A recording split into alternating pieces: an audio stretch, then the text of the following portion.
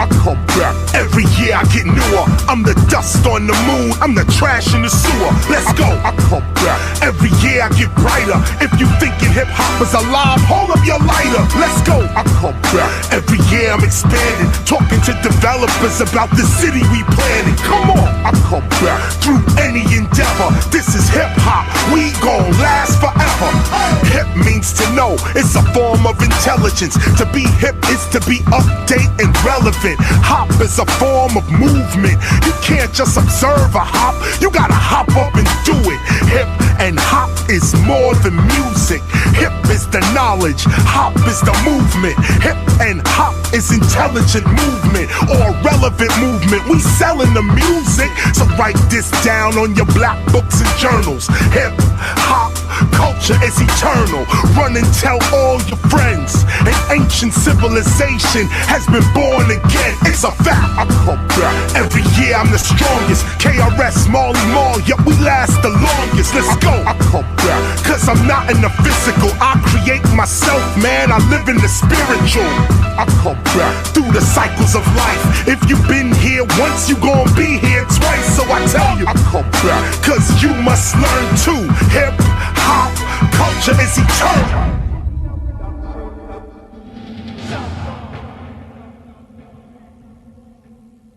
Hip hop. Her infinite power helping oppress people. We are unique and unequal. Hip hop. Wholly integrated people having omnipresent power. The watchmen's in the tower of hip hop. Hydrogen, iodine, phosphorus. Hydrogen, oxygen, phosphorus. That's called hip hop. The response of cosmic consciousness to our condition as hip hop. We gotta think about the children we bringing up. When hip and hop means intelligence springing up, we singing what? Sickness, hatred, ignorance, and poverty, or health, love, awareness, and wealth. Follow me. I come back. Every year I get newer. I'm the dust on the moon, I'm the trash in the sewer. That's right. I come back. Every year I get brighter. If you think hip hop is alive, hold up your lighter. Let's go. I come back. Every year I'm expanding, talking to developers about the city we planted. I come back. Through any endeavor, this hip hop, we gon' last forever. We will be here forever. We will still be here forever. Get what I'm saying? Forever. Marley, I come back. Every year I get newer. That's that. That's that. I come back. Every year I get newer. That's that. That's that. I come back. Every year I get newer. That's that. That's that. I come back. It took 20 years. I had to battle. It took 20 years to get Marley in the studio. Yo, that's real talk, because that's all it was. We went, okay. I come back.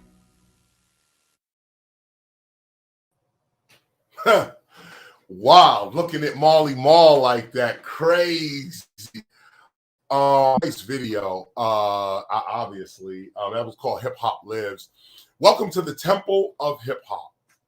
Let me get my camera right here. I'm working with, okay, that's what I'm looking at. I'm working with a new computer here.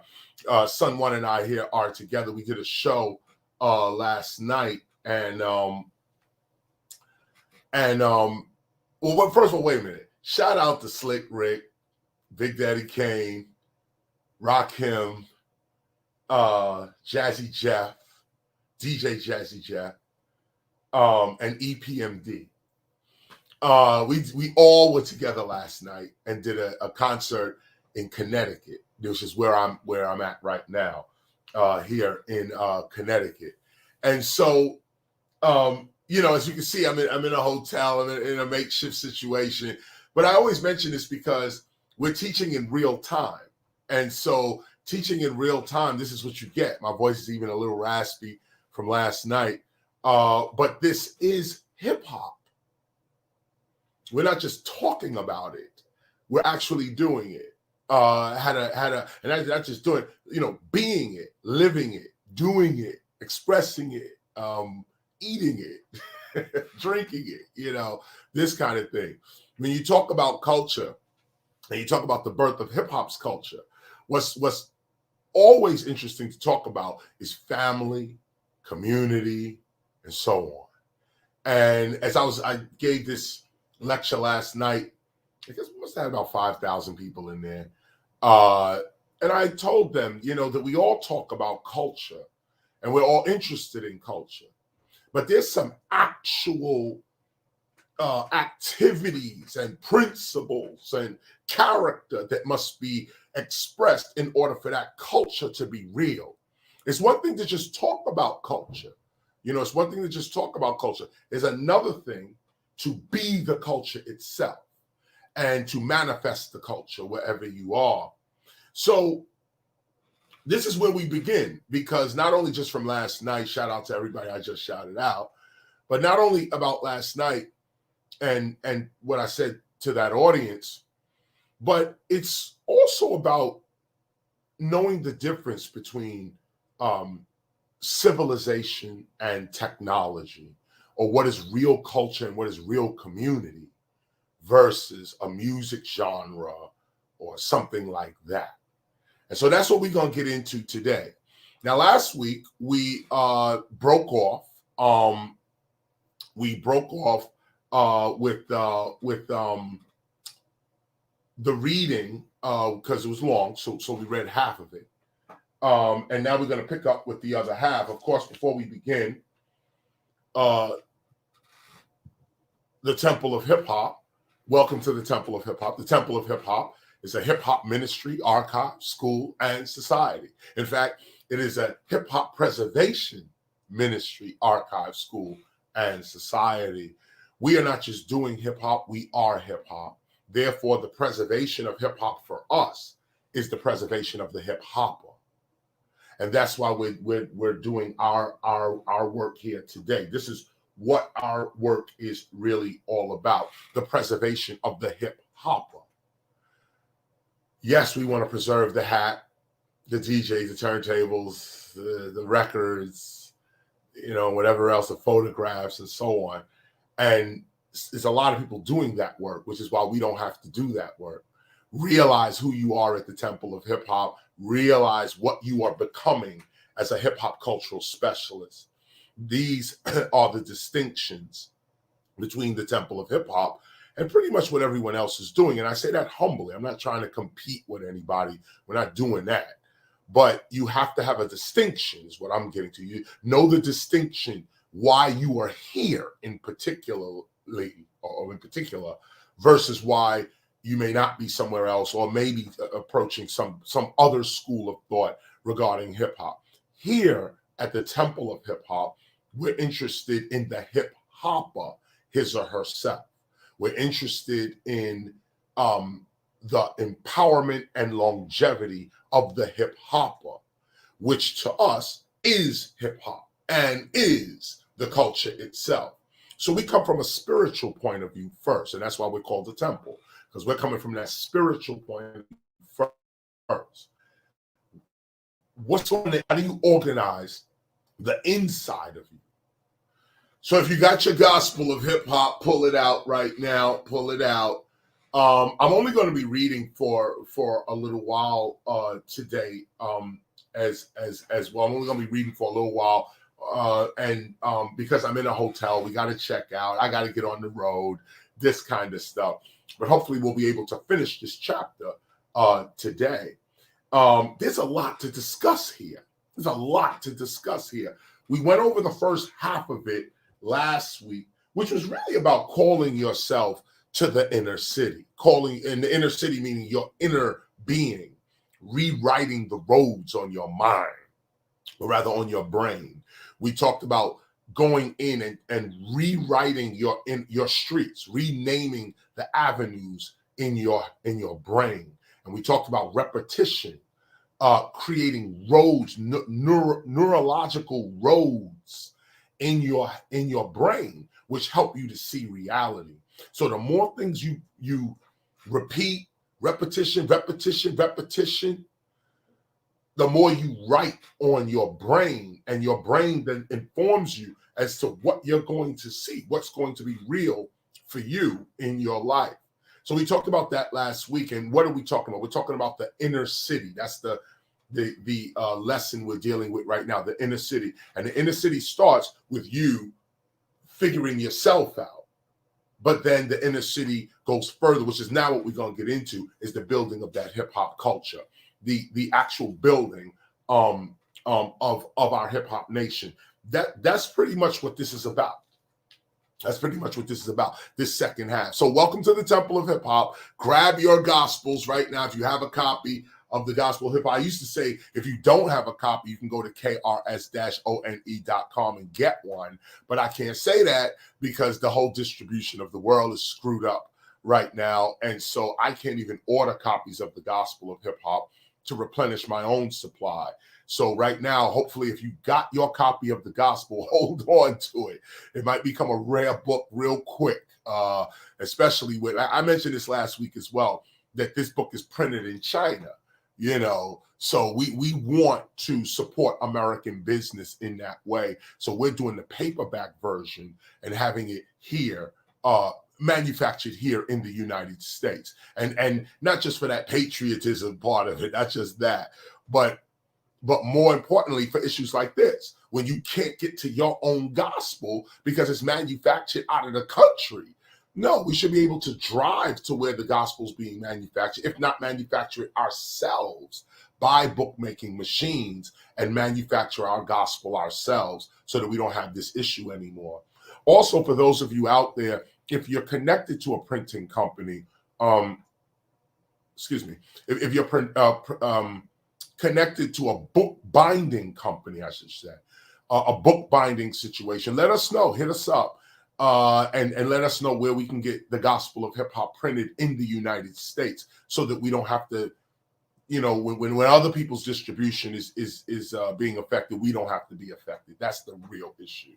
So let's get with this gospel.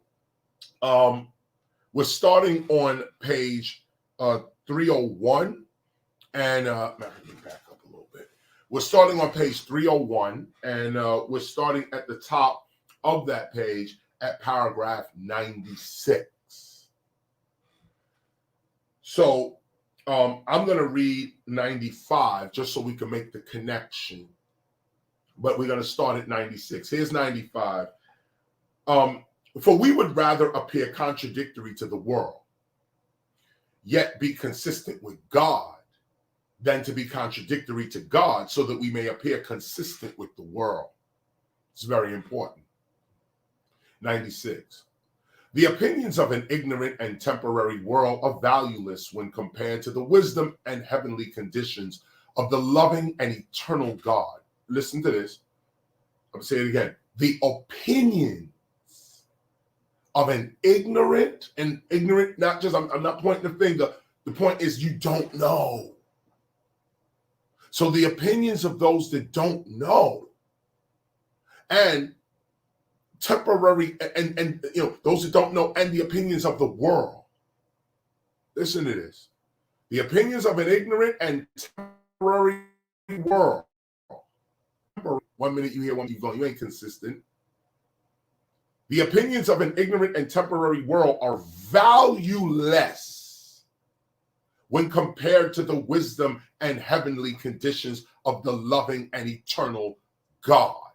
This is it. Choose today who you gonna be. Choose today who you gonna serve. Matter of fact, I think I said that was already in, I'm looking at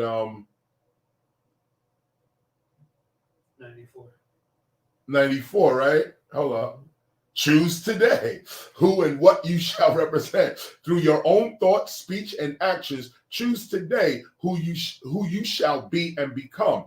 If you are hip hop, do not deny your own protection and power by doubting your true identity and disrespecting the gospel that is before you now. Don't be a hypocrite.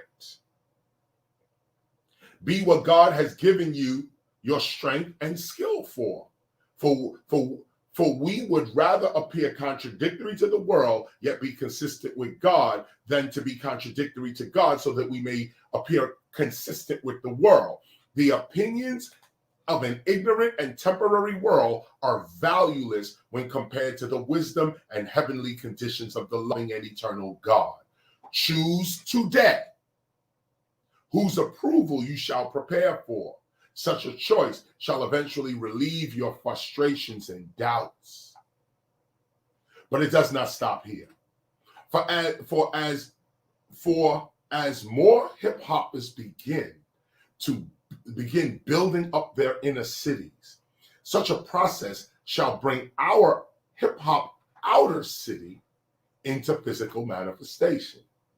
Such an inward process shall firmly establish our outer reality.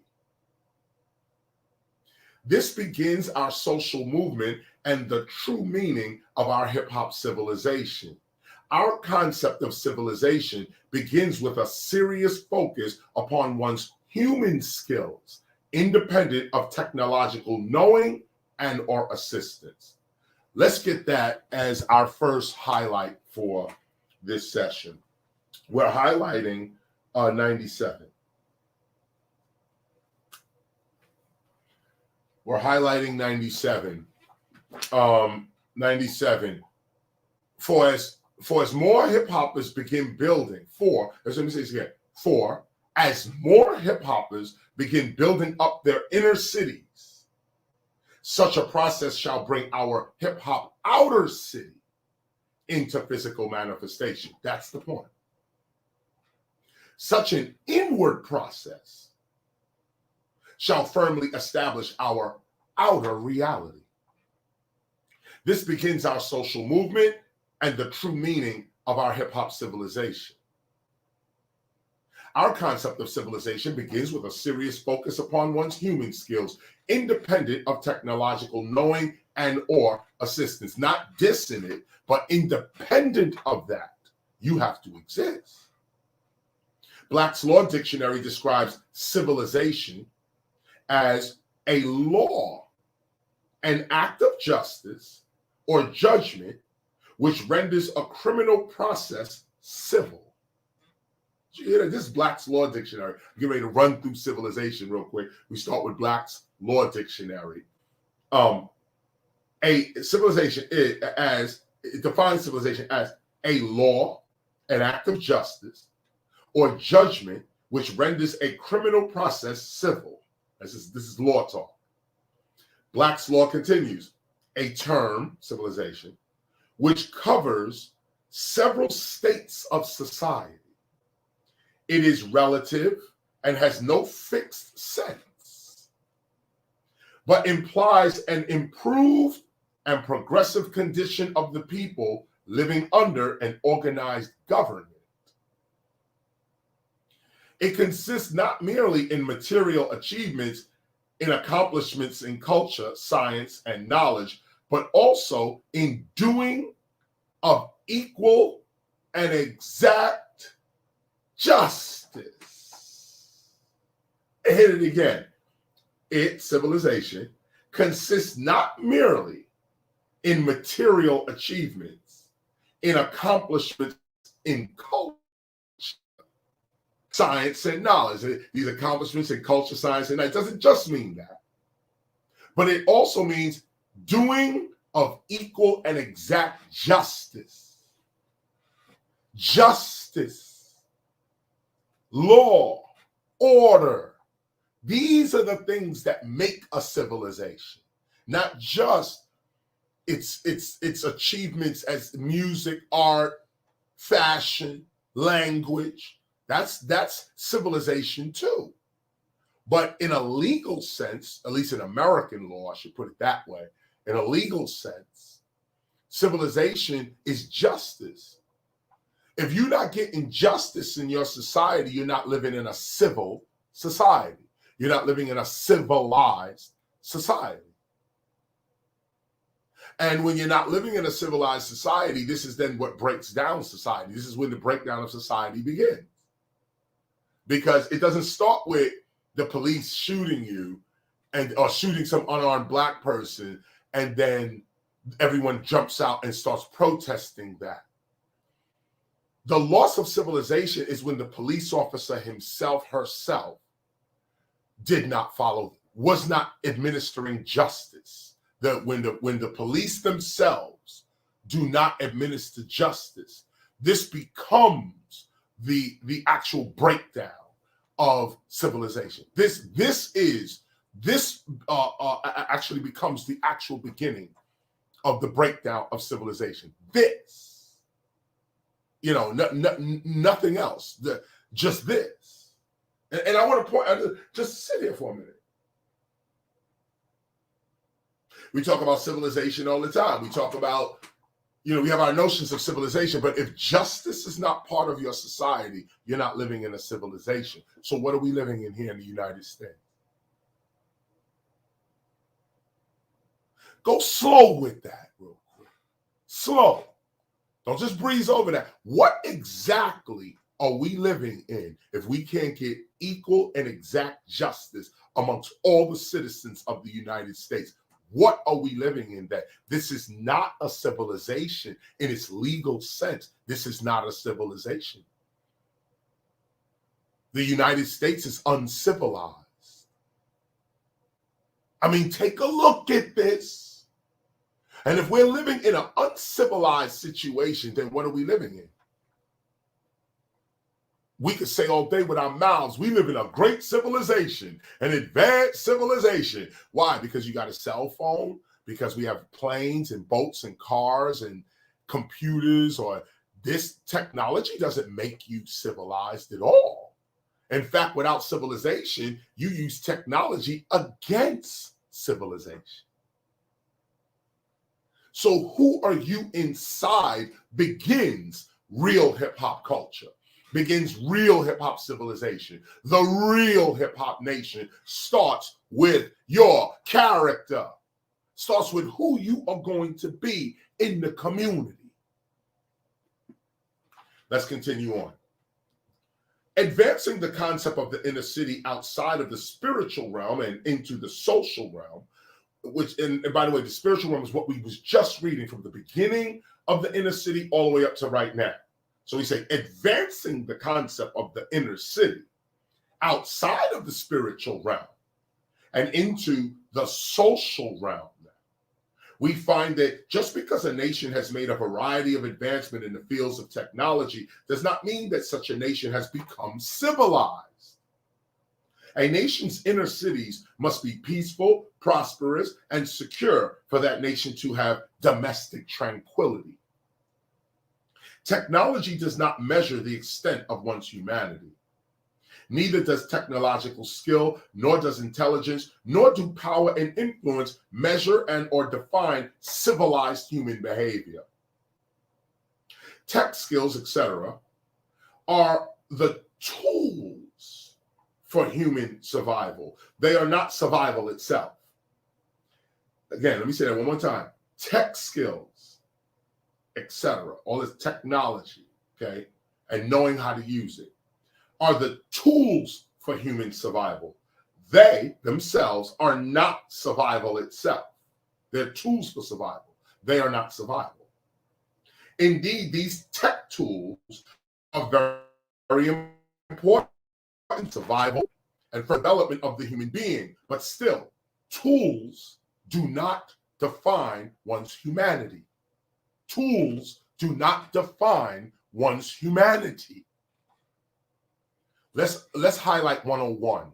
We're going to highlight 101, paragraph 101. How you love defines your humanity. Your ability to solve problems and the way in which you do so defines your humanity. The ability to think and act beyond your own personal wants and achievements defines your humanity. Your character defines your humanity. Highlight that. Highlight 101. Here now 102. What kind of human are you? What can you do without technological assistance? These are the deep questions, and take them seriously because they're liberating. What kind of human are you? You ever ask yourself that question and like wrote it down and put it on the wall? I'm this kind of human. You know, me, I say, I'm a hip hop human. You know, I'm a hip hop human. That's the type of human that I actually define myself as, a hip hop human. What do you define yourself as?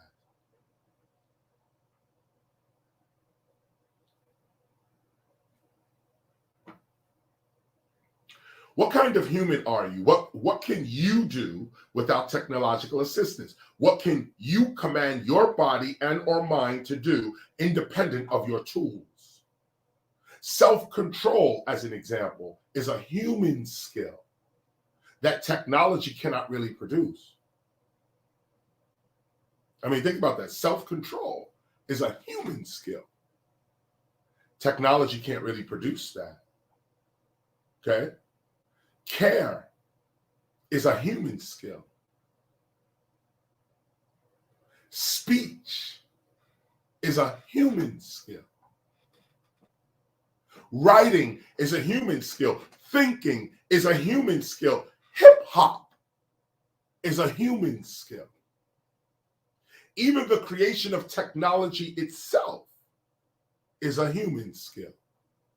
Technology is commonly thought of as the science of mechanical and industrial arts, whereas civilization is commonly thought of as an advanced stage in developing societies. Which do you value more? Which do you value more? The technology or the civilization? Civilizations include intellectual, cultural, and material development. It includes progress in the arts and sciences, as well as writing, record keeping, and the development of social institutions, all of which are present and gradually maturing within hip hop today. Technology is the scientific method and or material used to achieve a commercial or industrial objective. This is how hip hop, and notice the spelling, is used today. It is used as a tool of commerce, not as a means toward better human relations. In light of this, hip hop culture, notice the spelling, shall always make use of its technologies and technological innovations, not just for industry. Let me read this one more time.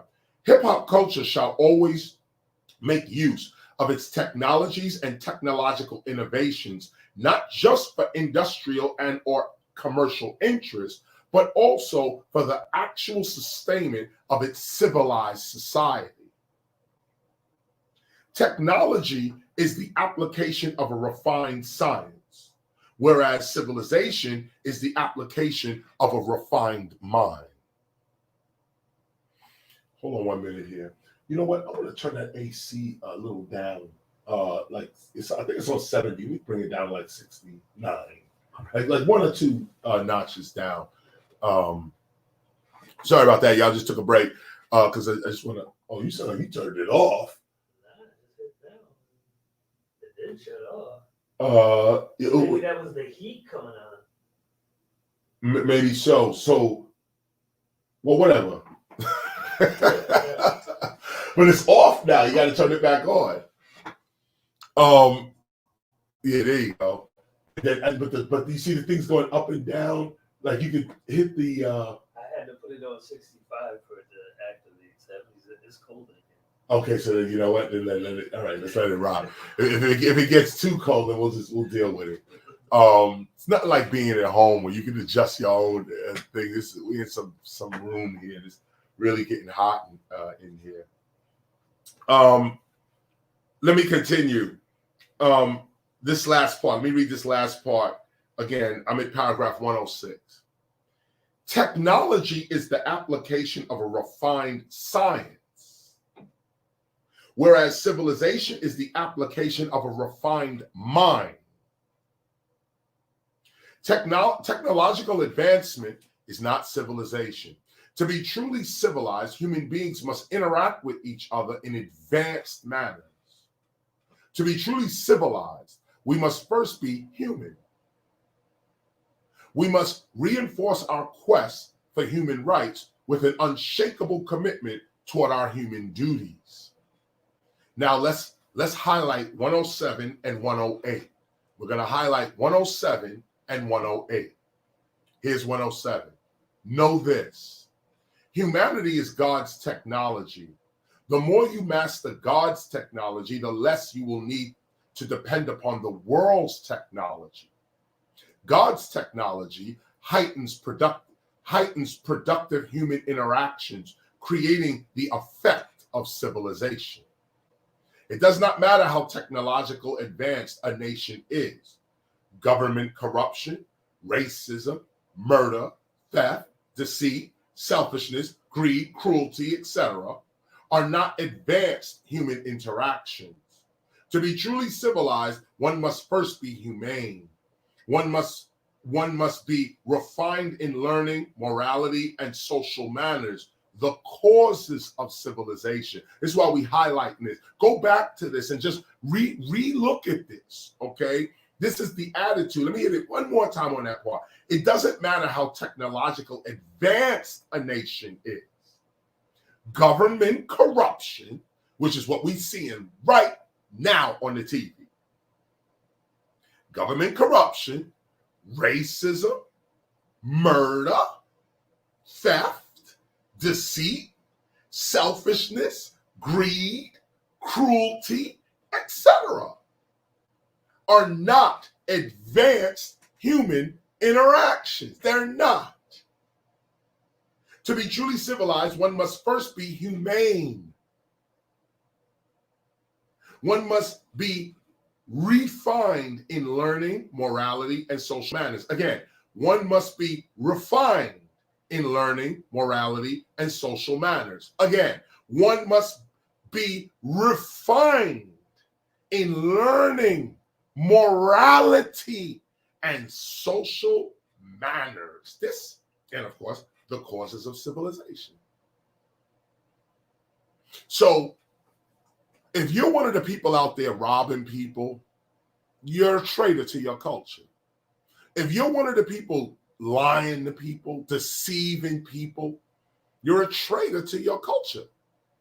There's a crime spree going on throughout the United States right now. And not that it always hasn't been, but there's a crime spree. It's, you know, the news is putting a spotlight on crime because people are the backlash to the abolition of the police is now upon us. Like, you know, people like me and others who are abolitionists of the police, abolitionists, okay, abolish that already. Now there's a backlash that says, oh, you want to abolish the police? Well, let me give you robbery. Let me give you murder and theft so that you can call for us again, or so that you can appear weak in your argument. We're going to raise up the crime rate. We're going to put a popular, we're going to make it pop, we're going to make crime popular now on the news. We're going to make it popular so that you can feel the need for police. So those that are joining in with crime, stealing, killing, you betraying your culture. You're not part of the culture. You're not part of this culture or wherever you come from. But for certain, you know culture. All the crime going on in Chicago right now, all the crime in Philadelphia, the crime rate rising in New York. Come on, you ain't hip hop. Bounce with that. You know, and let's be specific with it, okay? You're not hip hop. Okay, let's be specific. You ain't it. You out here robbing, stealing, killing, shooting, all this type of stuff. You ain't hip hop. You a traitor to this culture, a straight traitor to the culture. And I'm not talking about people who rhyme about a certain thing. That's entertainment. Okay, cowboys and Indians, okay? We all want to hear a good gangster tale. We all want to hear an adventure that happened. We almost got eaten, but we got the diamond, you know, this kind of thing. But when we talk seriously now about real culture, we're taking hip hop out of entertainment and placing it in real culture, real civilization, real nation building, not that bullshit talk, but real civilization. It starts with your character. It starts with how you treat yourself and how you treat the person next to you. That's going to create the culture. Murder, robbery, and theft is not the culture. That's a betrayal of the culture. And it's uncivilized. We're still in 107, okay? 107, we're still here. I'm sorry, we're moving now to 108. We're highlighting 107 and 108. Let me go down now to 108. Integrity, peace, love, unity, happiness, charity, respect for life, respect for one's environment, artistic, intellectual, spiritual, and political refinement, etc., are indeed advanced human interactions, and it is these advanced interactions amongst human beings that the Temple of Hip Hop seeks to promote and preserve. Let's be clear. Let's be clear with it. And that's why we're reading this and reading it explicitly. Here's 108, one more time in case you didn't get it. Here we go. And it also defines the temple and our mission. So in case somebody want to claim Temple of Hip Hop, then run out and kill people. Oh, no, no, no, no, no. We're right here with it. Okay, we right here with it. Don't hold no gospel talking about you robbing people. Don't hold no gospel talking about, this, that. I just came back from some craziness where somebody lost their life. Nah, that's not hip hop. Integrity is hip hop. Okay, peace, love, unity. When hip hop first started, okay, shout out to Zulu Nation. Peace, love, unity, and safely having fun. That was the original. Peace, love, unity, and safely having fun. That's the original. Anybody who ain't about peace, love, unity, and having fun ain't hip hop. I can hear people on KRS always telling somebody who hip hop and who he think he is. I'm hip hop, and I'll take you out.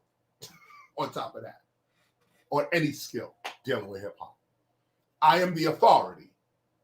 And here at the temple, we have to speak like this. This ain't no ego. You doing the work. If you on this call right now and you've been on this call, you doing the work. You're doing the work. You have all the right to stand up and say, I am the authority here. Why? Because I've studied with the authority. Who is that? KRS-ONE. Now go check the stats. Let's stop playing games with ourselves and think, oh, well, I'm just going to be modest and I'm just going to be humble and I'm just going to be, nah, come on. We already passed that. Right. So now, hold on. Quick correction. Peace, love, unity, having fun is the original. Yes. You added the safety. I added the safety, but I claim Zulu Nation as well. So there is a clarity. Sun One is offering clarity, and the clarity is a historical one, that peace, love, unity, and having fun. See, now that you brought this up, I have to go into the history. The history is first, James Brown and Africa Bambaataa did a record in '82, I think it was, and part of that record they said peace, love. They said peace, unity, love, and having fun. That was James Brown and Africa Bambaataa on a song, and they coined that right there. Peace, love. I think it was peace, unity, love, and having fun. Something like that. Go back, listen to the record after this, and you'll see it. It was from there then that Zulu Nation started advertising what is the mission of hip hop? Peace, love, unity, and having fun. That was their original slogan. Peace, love, unity, having fun. Minister Sun One is over here saying that it was the Temple of Hip Hop that came forward and said safely. We added the safely part into that slogan. Peace, love, unity, and safely having fun. Because too many of our hip hoppers were having fun unsafely. And we're suffering the consequences of having a little bit too much fun. Okay, so safely having fun. So there's our little side deal. Sun One brought it in, and there it is. I appreciate that. I got a chance to get that off. So know that also for your scholarship, just that little piece on peace, love, unity, safely having fun. That's how that line came up to be. But my point here is that is what hip hop is all about. It's not about the music. It's not about no dancing and rapping. Nah. You don't get to none of that without peace. You don't get to rap without peace, without love, without unity.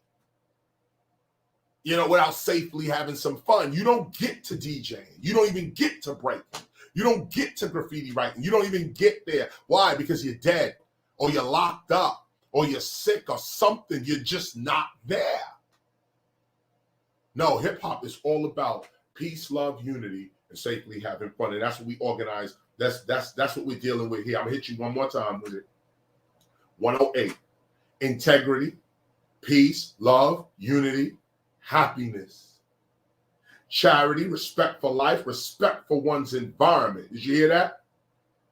Respect for life and respect for one's environment. That's also in the Hip Hop Declaration of Peace. We'll get to that later. But respect for life, respect for one's environment, artistic, intellectual, spiritual, and political refinement. These are the things that are indeed advanced human interactions. And it is these advanced interactions amongst human beings that the Temple of Hip Hop seeks to promote and preserve. Be clear with that. Be clear with that. Such a promotion and preservation of civilized human behavior begins with us. As hip hoppers, we must be civilized if we expect others to be. And those who live the hip hop lifestyle are indeed civilization builders.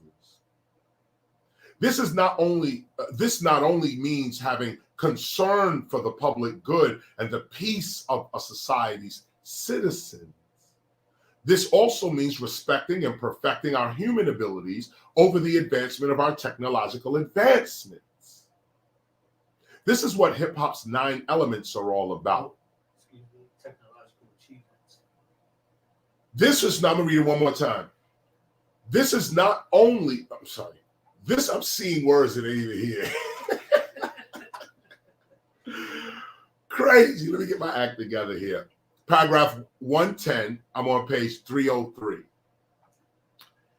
This not only means having concern for the public good and the peace of a society's citizens. This also means respecting and perfecting our human abilities over the advancement of our technological achievements.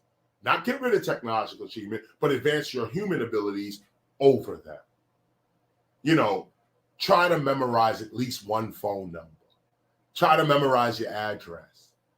Don't rely on technology to tell you your address or tell you your friends' phone numbers. We do it all the time. We don't put nothing in our mind anymore. Phone numbers, addresses, how to get to places. We use GPS now. Hit the phone now. Where it's almost like we're not even thinking independently. Our thinking is now linked to a machine. So it's like we don't really think. We command the machine to think for us. So what happens to your brain? What happens to your mind? The machine mind is getting very smart because you're feeding it with commands, so it's getting smart. But if you don't feed your own brain with those commands, you don't get smart. You become a slave to that machine. And that's what people are becoming, mental slaves to their phones, to this technology, to all of this, without actually perfecting the humanity within them. Your human skills, your integrity, your authenticity, self-control, these things. We have none of it. We're running around thinking that a phone is going to actually build a society.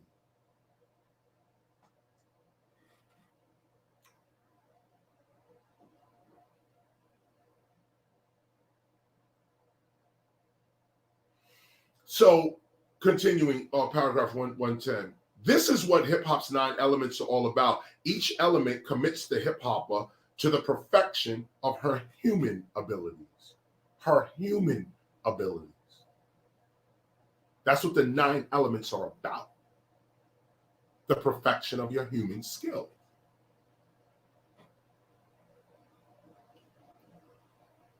In fact, hip-hop may be one of the last truly human expressions free from technological dependency. I'll say it again.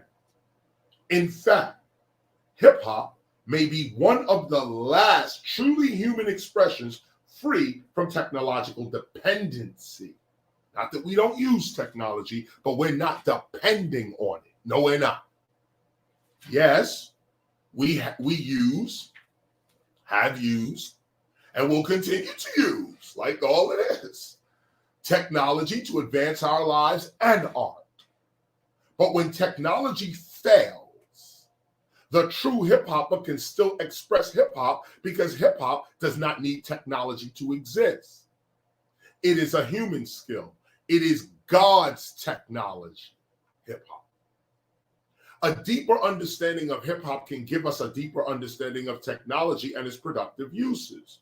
In the fast-moving, rapidly growing world of technological innovation, it is this awareness, human awareness and skills, that is most important to preserve if we are to preserve true hip-hop as well as our own peace of mind in a technological world. The questions are, what can you do without technological assistance? What valuable thing can your hands or body produce without technological assistance? Again, hip-hop is a human skill. Breaking, MCing, graffiti writing, and beatboxing are all human skills. DJing as cutting, mixing, and scratching is also a human skill. However, it is the cutting, mixing, and scratching aspects of DJing that make it a human skill.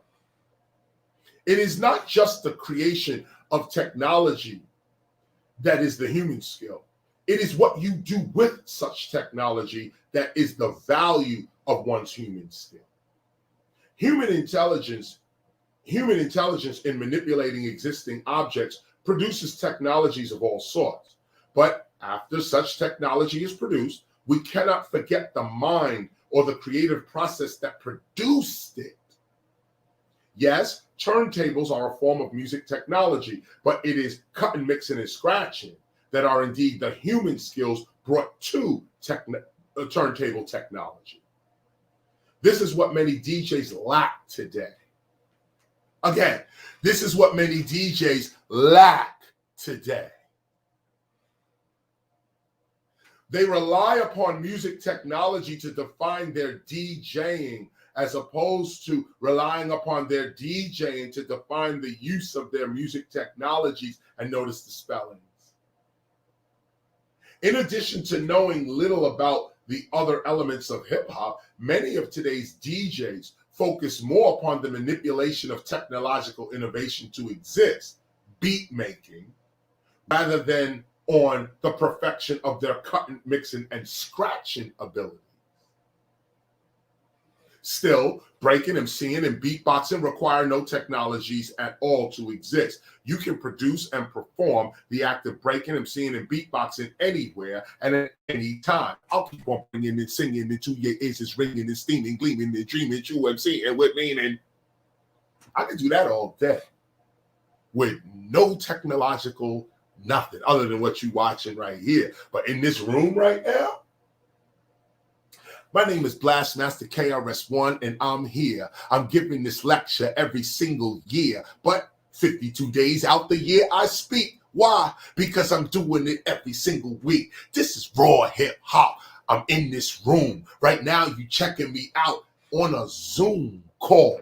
KRS comes with the yes, yes, y'all. I could do this all day. I don't have to ball. I got my mind. That's the bling on me. You can see me rapping every day, not on TV, but in front of your face. This is KRS all day.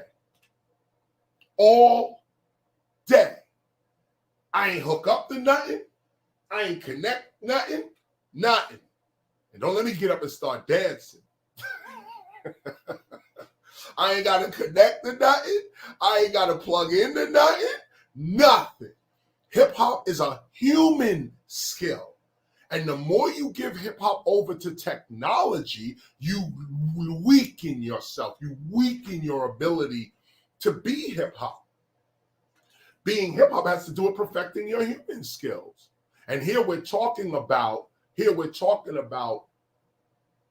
human skills as civilization, respecting your humanity, respecting technology, but putting it in its place, putting it in its rightful place.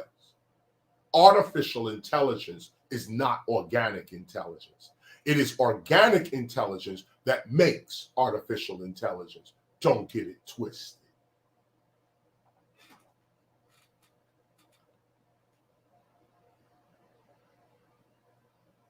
A deeper understanding of hip-hop can give us a deeper understanding of technology and its productive uses.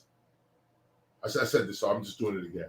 I want to get this whole piece down again one more time because I stumbled through it.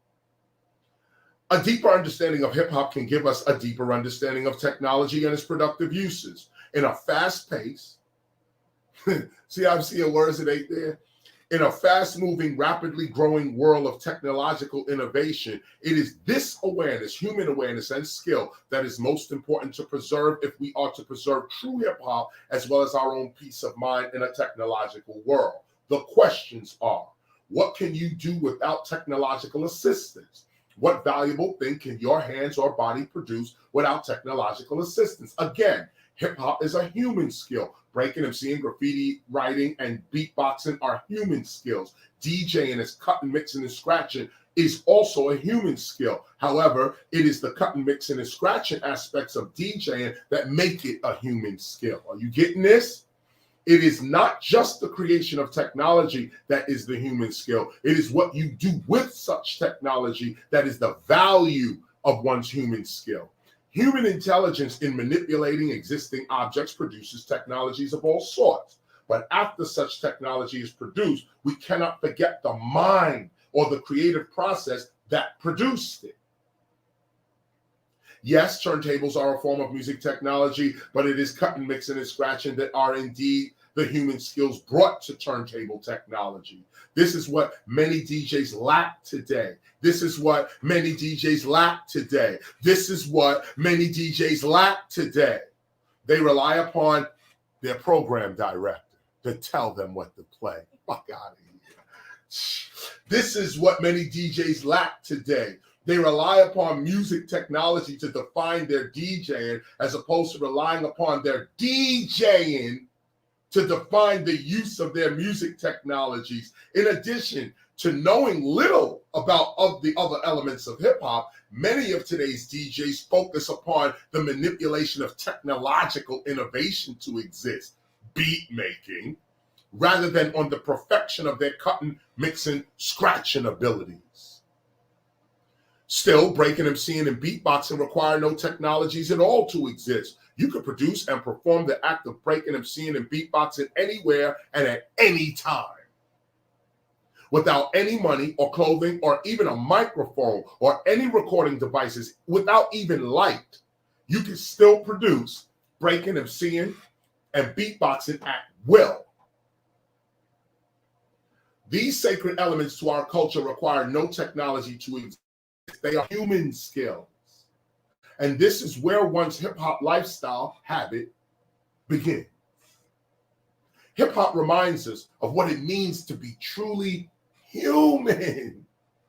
Hip-hop conditions us to communicate with one another in person and not just over the internet or through a cellular phone. Let me say that again.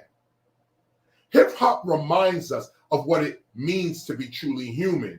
Hip-hop conditions us to communicate with one another in person and not just over the internet or through a cellular phone.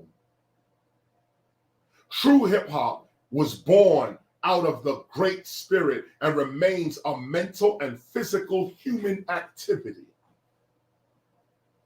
As we perfect our human skills, we also strengthen ourselves against the technological dominance of those who wish to exploit us and our resources. See, once we become more human, those with the technology trying to take our culture cannot do it.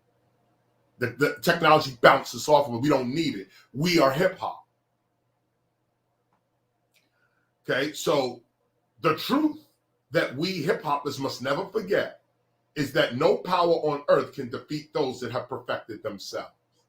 Again, no power on earth can defeat those that have perfected themselves. No power.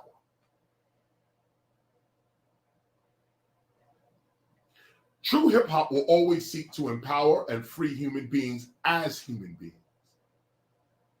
Not that we are against technology, not that we are against technological innovations or those who survive by way of technological assistance. But to be clear here, we must never get into the habit of believing that hip hop, like most products, is produced by television, radio, CD manufacturing, office buildings, distribution centers, music stores, recording studios, and high-speed computers.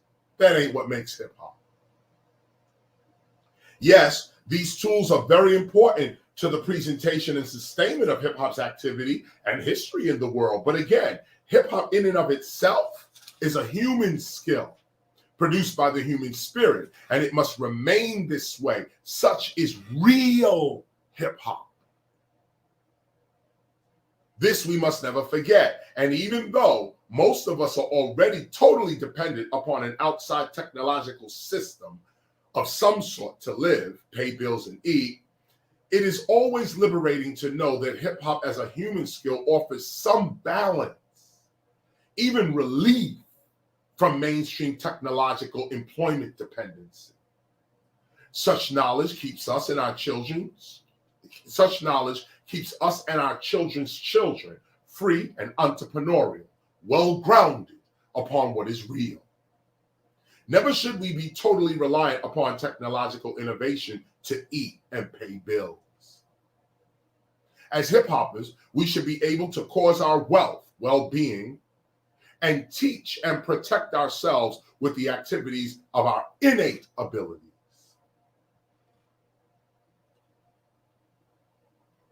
As thinking human beings, technology should never exclusively define our humanity. Let us walk more. Let us write more with your hands. Write. Remember this? Remember this? This is called a pen. It's becoming extinct now. It's called a pen. Take a look at it. Some of you are over there laughing right now, saying, what the hell is Chris doing putting a pen up? But 100 years from now, when this thing has outlived us, people are going to be like, wow, he actually has a pen. If you got a pen right now, you should go find it and hold it, because this is going to be an antique in the next, say, maybe 20 years. I'm saying 100, but 20 years. Will we ever see this again? Think about all the items that were, those of us who are in our 50s, go back and think about all the items that was in your house, in your apartment, in your home, wherever it was, that today are considered collector's items. All those boxes of cereal that you just ate, threw in the garbage. If you have one of the boxes, the original cornflakes box, you can actually go somewhere and get money now for the original cornflakes box. And I'm just talking about cornflakes. Everything turns into an antique because people move on. Antique. This is called a pen, boys and girls. You use it to write. Remember writing?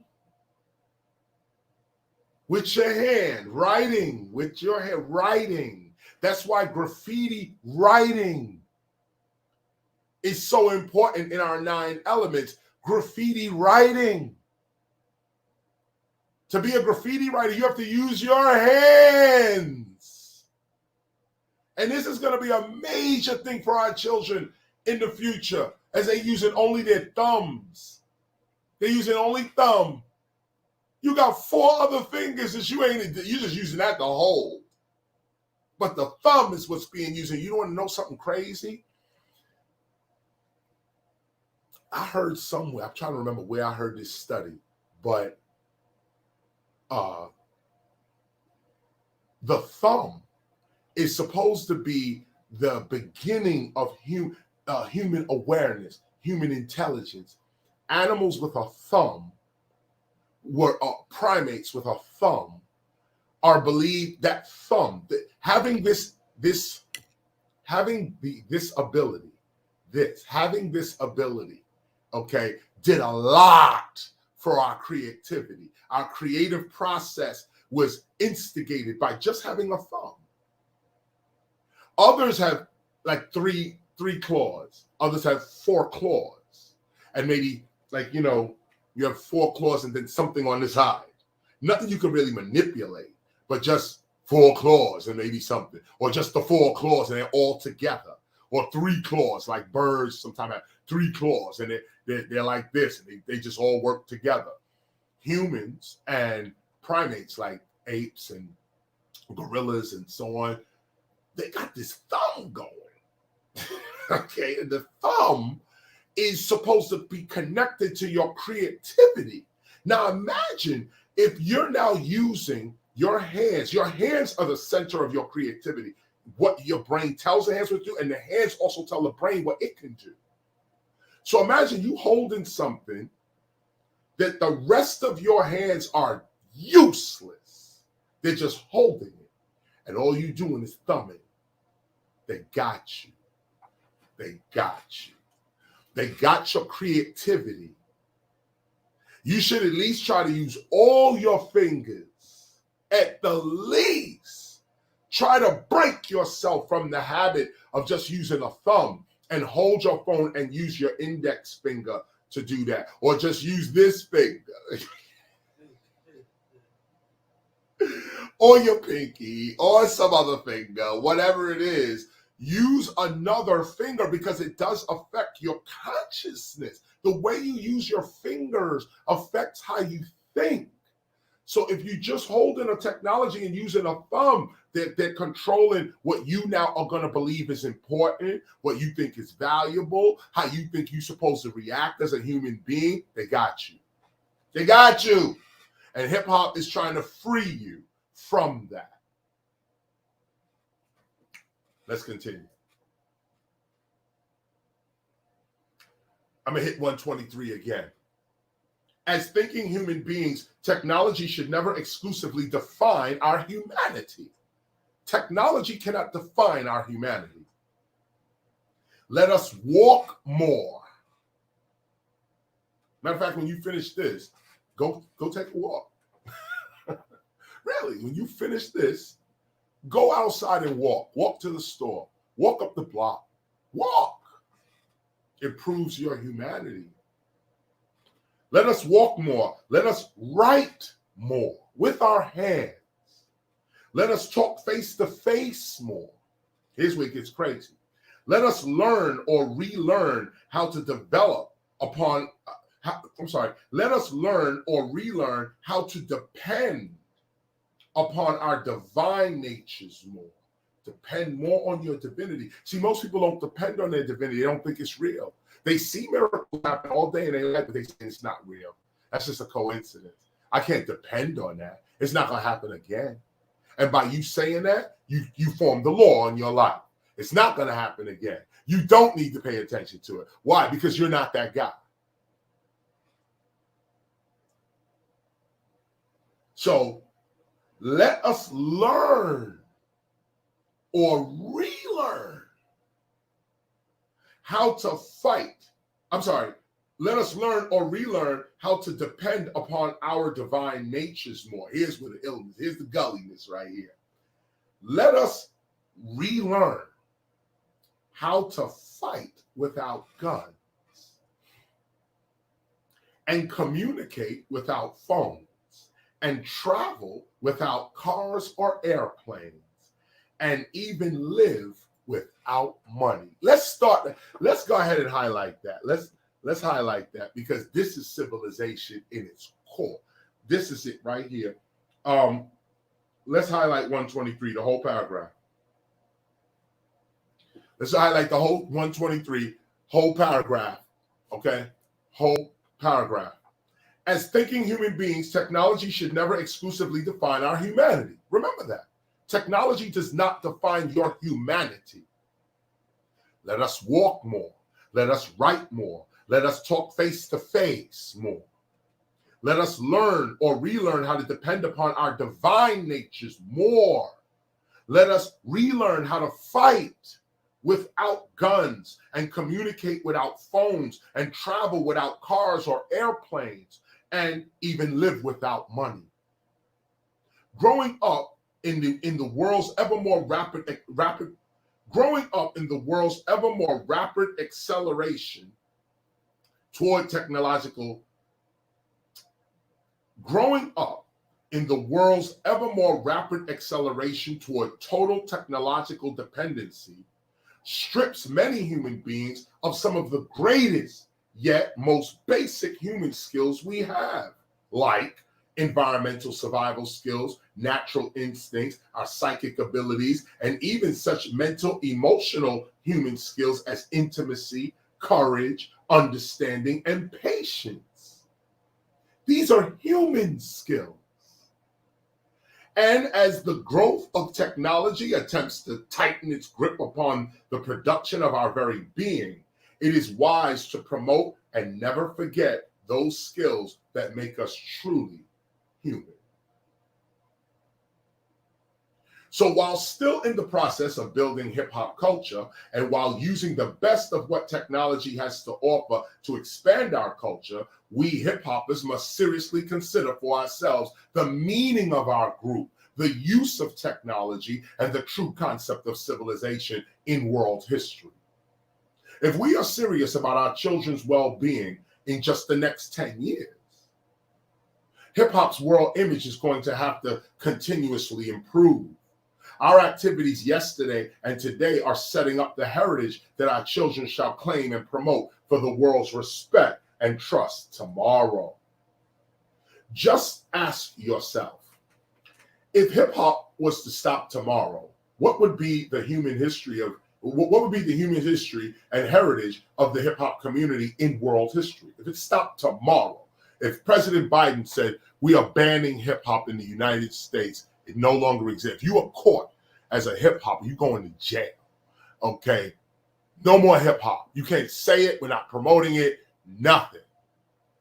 What now would be hip-hop's history for the rest of its time, its existence? From 1973 to 2021, what would be its history?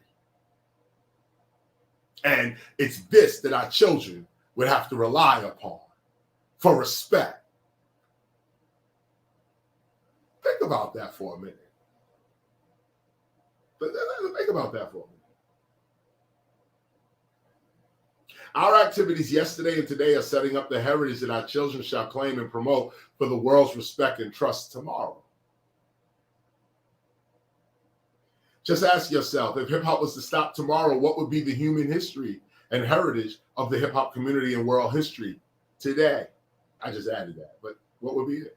What would our children rely upon as their credible and authentic human heritage?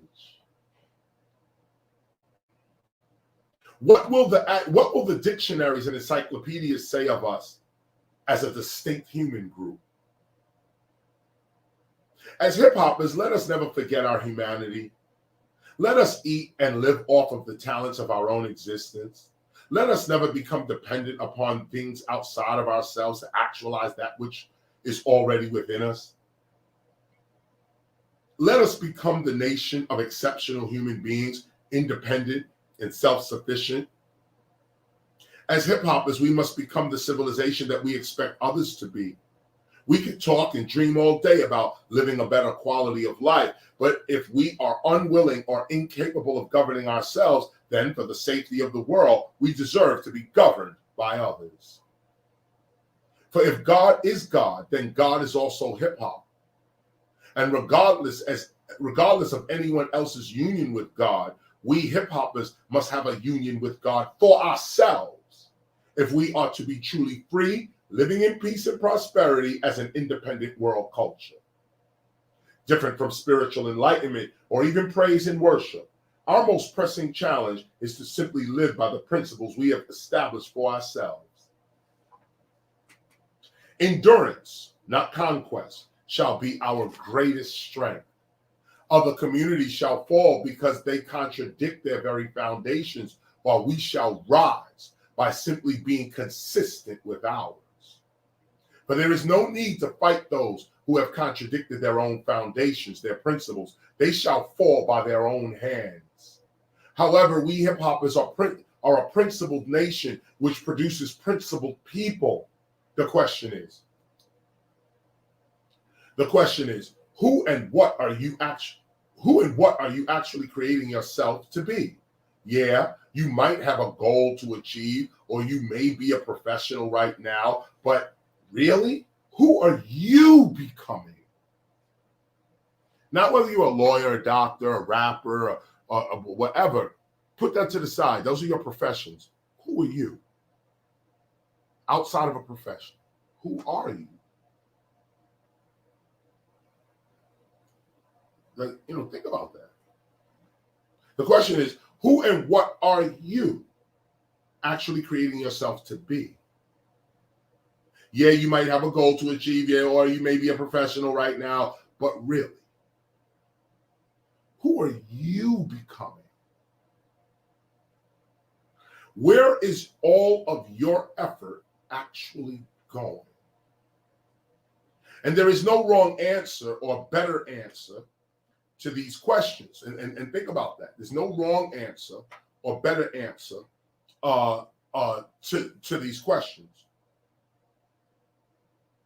Every truly serious seeker of truth knows that faith makes all things possible. And those ideas that we think on continuously and desire in our hearts secretly, eventually come to pass. The deeper question here is, upon what story shall you place your faith? Even deeper, what exactly is your birthright? What heritage do you claim?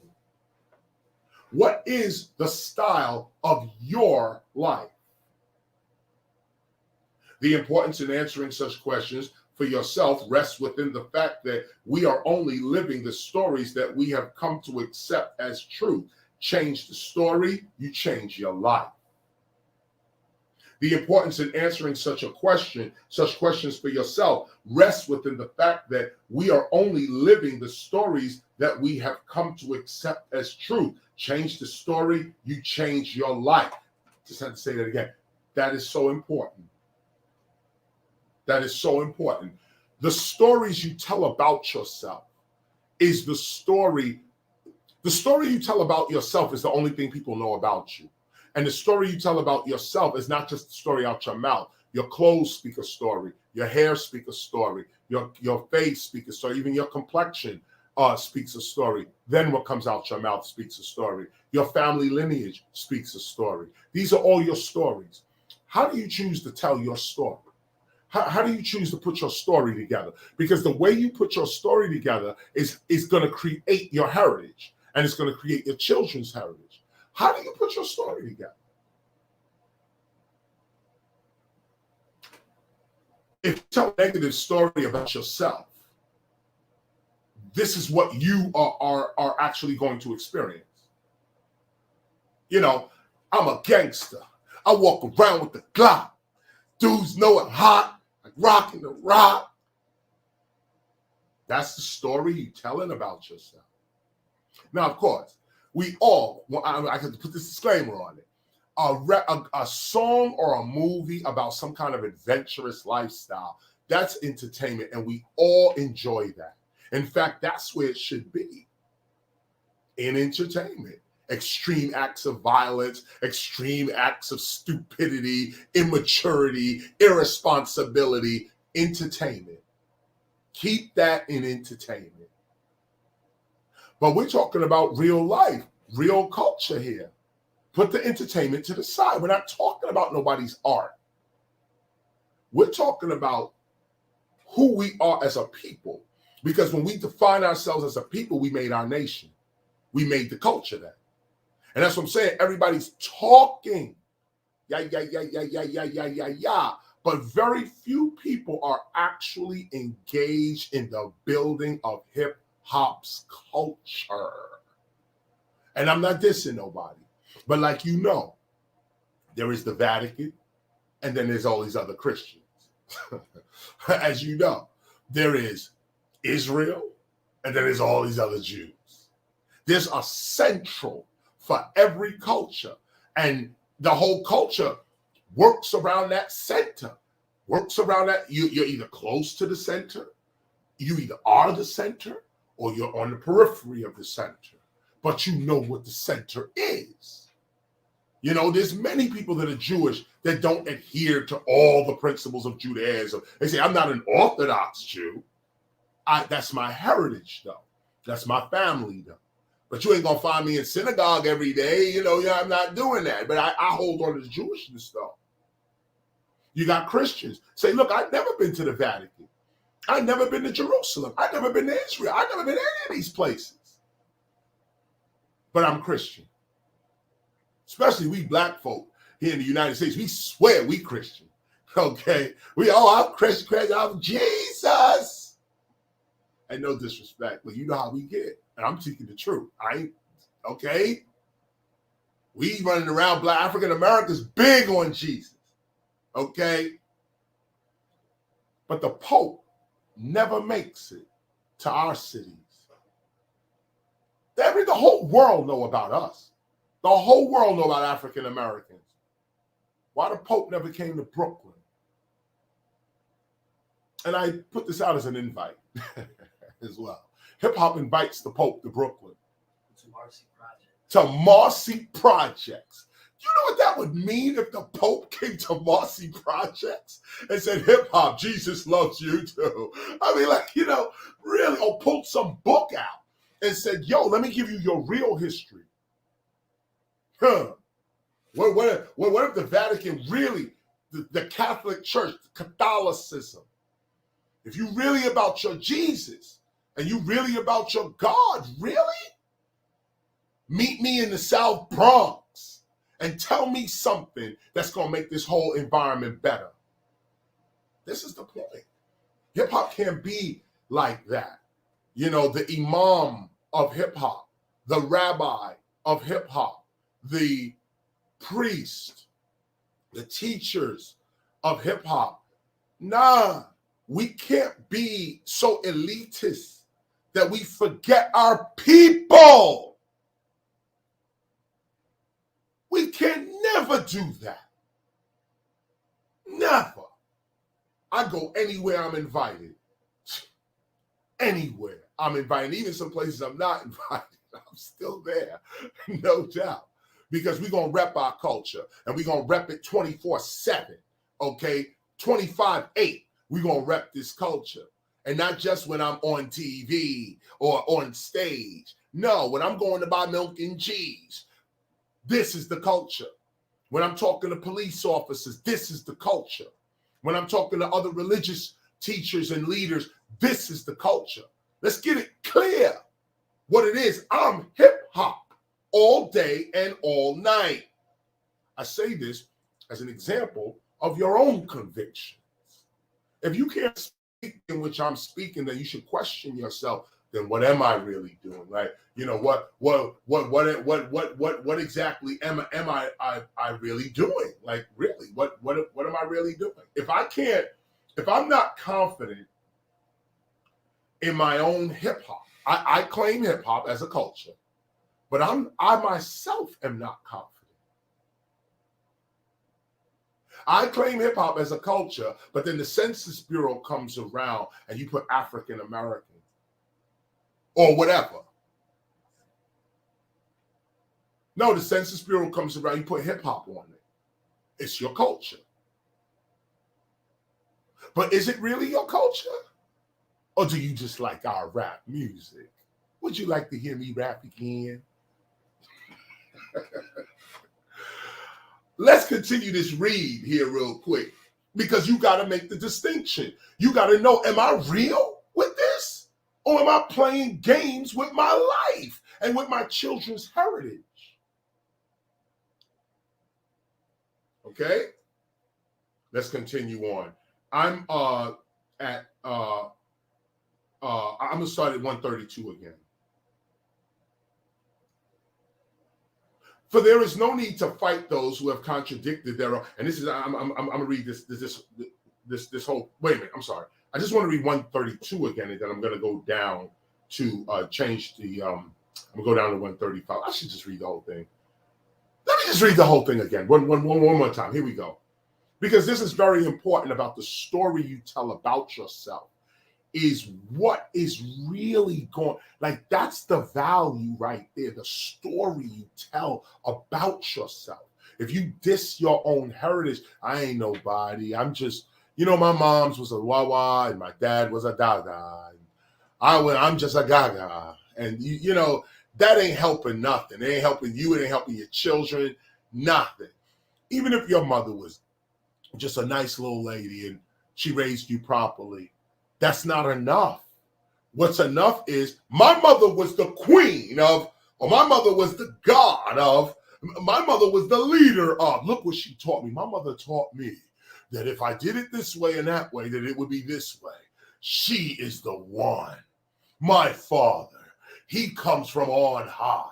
He da-da-da. It's the stories you tell. And it's not about lying.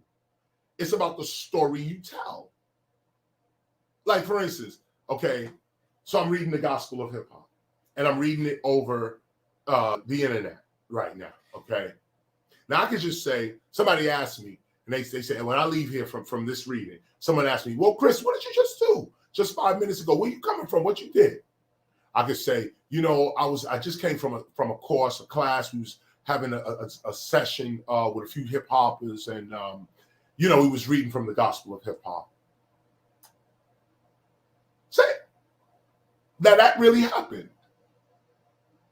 But I'm going to tell a different story. Yo, Chris, where were you just coming from, Chris? Yo, I just came from the most amazing reading I ever. I broke down the reason why our culture has to exist as a civilization and not just some technological bullshit. We have to be real about who we are from the inside. Can you feel me, brother? Tell a story about you. I didn't lie. This is what we're reading about. But if your attitude about yourself is that, well, I'm just here. I ain't nobody. I ain't worth nothing. Nobody around me worth nothing. Well, that's because you're not speaking value into them.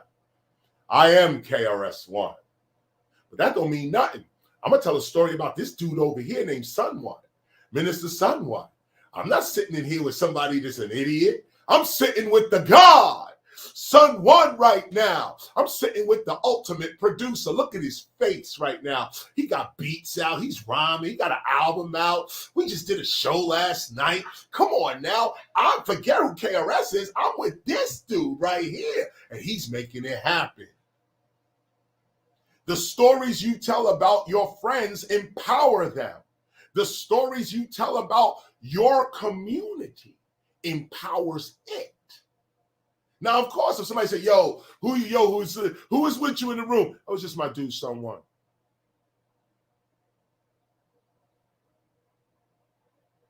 Who's in the room? It was the God, SIMONE. We did it like this.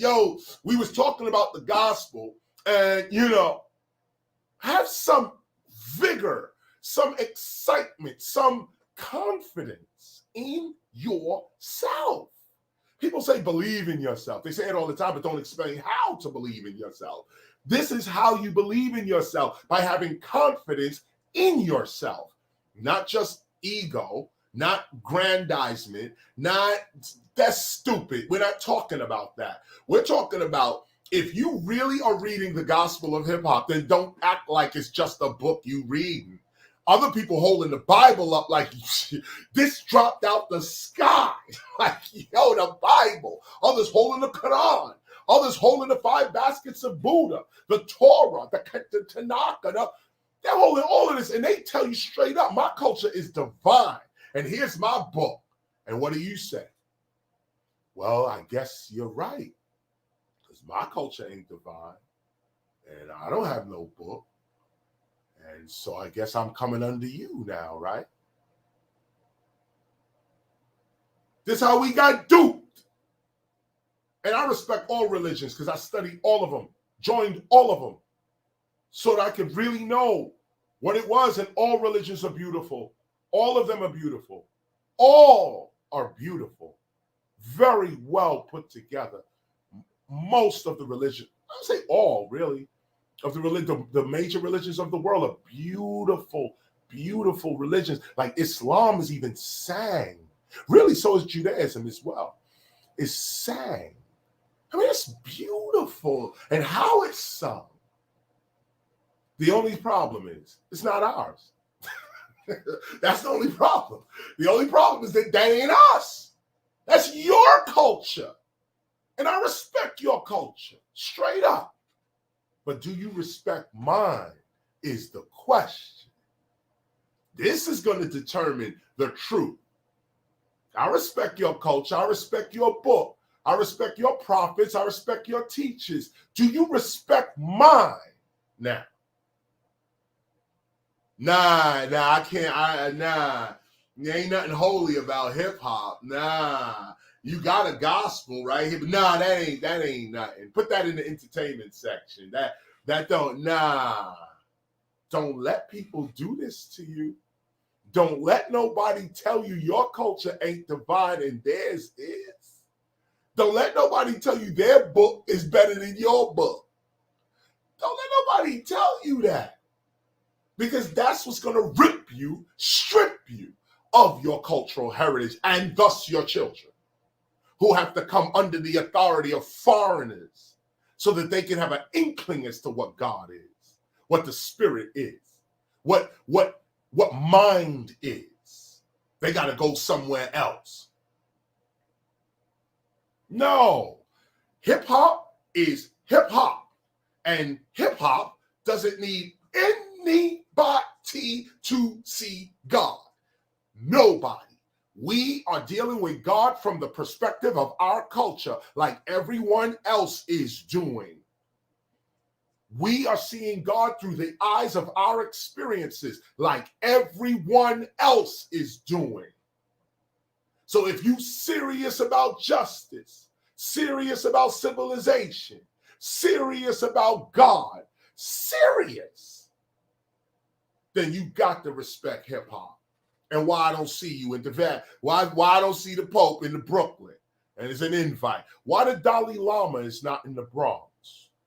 His Holiness the Dalai Lama, head of Buddhism, the incarnation of the Buddha. You see what's going on with African Americans.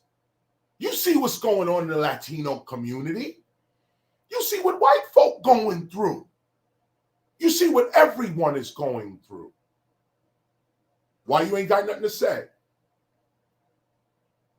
These are divine people, by the way, afraid of a government. These are divine. These are people supposed to be walking with the universe, and they're still succumbing to government rules and restrictions. And keep in mind what I'm saying to you, because we're talking about civilization here. So we ain't talking about the government. And no, we actually building one. Okay, so we ain't talking about no government. That's not what this is. This is a serious, serious look at your spirituality and a look at everybody else's too. You the Dalai Lama? Why I can't see you in Manhattan walking down the street, no security? You're the Dalai Lama. You're the Buddha. You should be in Times Square sitting as the original Buddha did, begging for rice. And whoever gives you the rice, you drop that jewel on them. This is what we're supposed to be doing. Christians are not supposed to be arguing, pointing fingers at people, dissing other cultures. That ain't what Jesus told you to do. But that's what they doing. Come on, let's be real with our talk. Nobody's dissing nobody. Nobody's criticizing nobody. But if we can't talk real, we ain't never gonna get real. And here, hip hop is nothing but real. Okay, ain't nothing but realness over here. So we talking, and we put an invite out to the Dalai Lama. Let me see you down in the Lower East Side of Manhattan. Let me see you over in Hell's Kitchen. Let me catch you up in Harlem. Let me go by the bookstore. Come on, can I see you, Dalai Lama? Come on, man. We the culture over here. We the streets over here. We call hip hop. We the streets. Where y'all at? Where y'all at? Where's the head of Islam? Whoever that may be. Or those who lead congregations. Those who are leading people. You ain't tell them about hip hop? Or do you despise us? Are you not caught up as well? Claiming Muhammad, claiming the honorable Muhammad, but yet not following the character of Muhammad. You still walking around claiming a book that you can't even rise to. Come on now, let's be real. Let's talk real. Shout out to Minister Louis Farrakhan.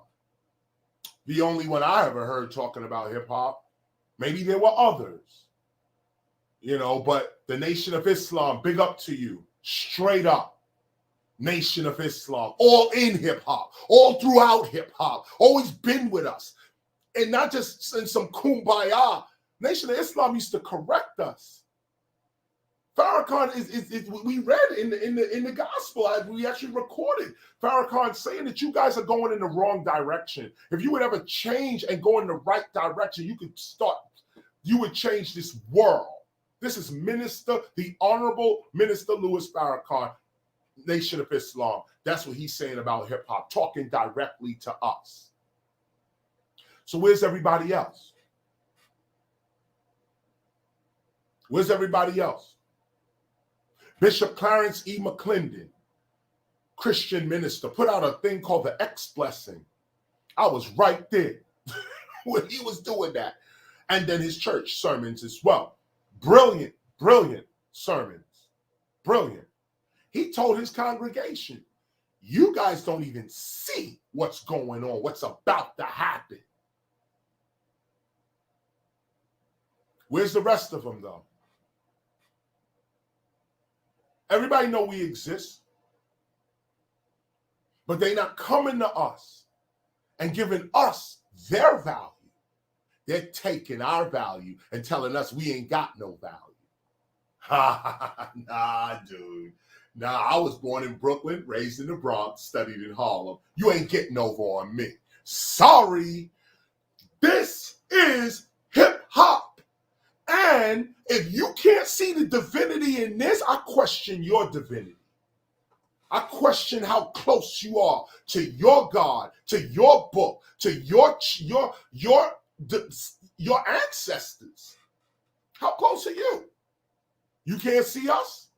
You can't see what we do? Then I doubt that you even see in God, even in your own life. And I don't say that as a disrespect. I'm talking real to whoever needs to hear this right now. Or play it for somebody who needs to hear it. I'm talking real. If your God is God and your God is universal, then your God is hip hop. How can a universal God not be hip hop?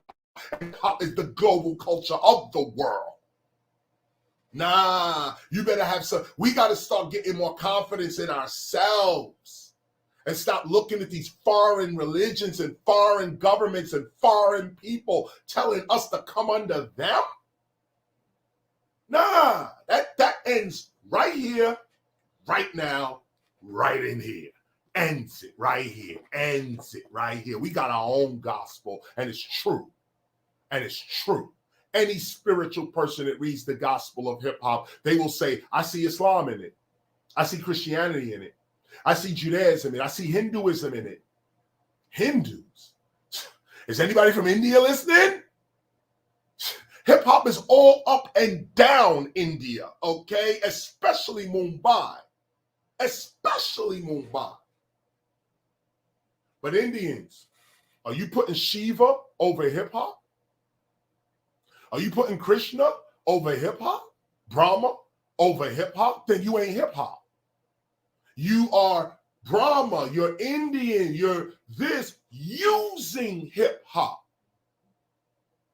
Let's be clear. How can I, matter of fact, wow, this is real interesting. The ancestors touching me right now. Woo, feel it. What's this woman's name? Cardi B. Cardi B did an some sort of a flyer or something kind of a flyer, a photo, I think it was a photo she did of herself as Shiva. She had the arms and everything, and she did herself like this. Do you know the Indian community came down on her and said, no, you can't do our culture like that? And she had to apologize, take it down, do all this stuff, because Indians in India said, no, that's not Shiva. That ain't what it is. And that's Cardi B. Okay? She wasn't disrespecting their culture. She was just making an image and put herself in the position of one of their highest deities. They came down on her.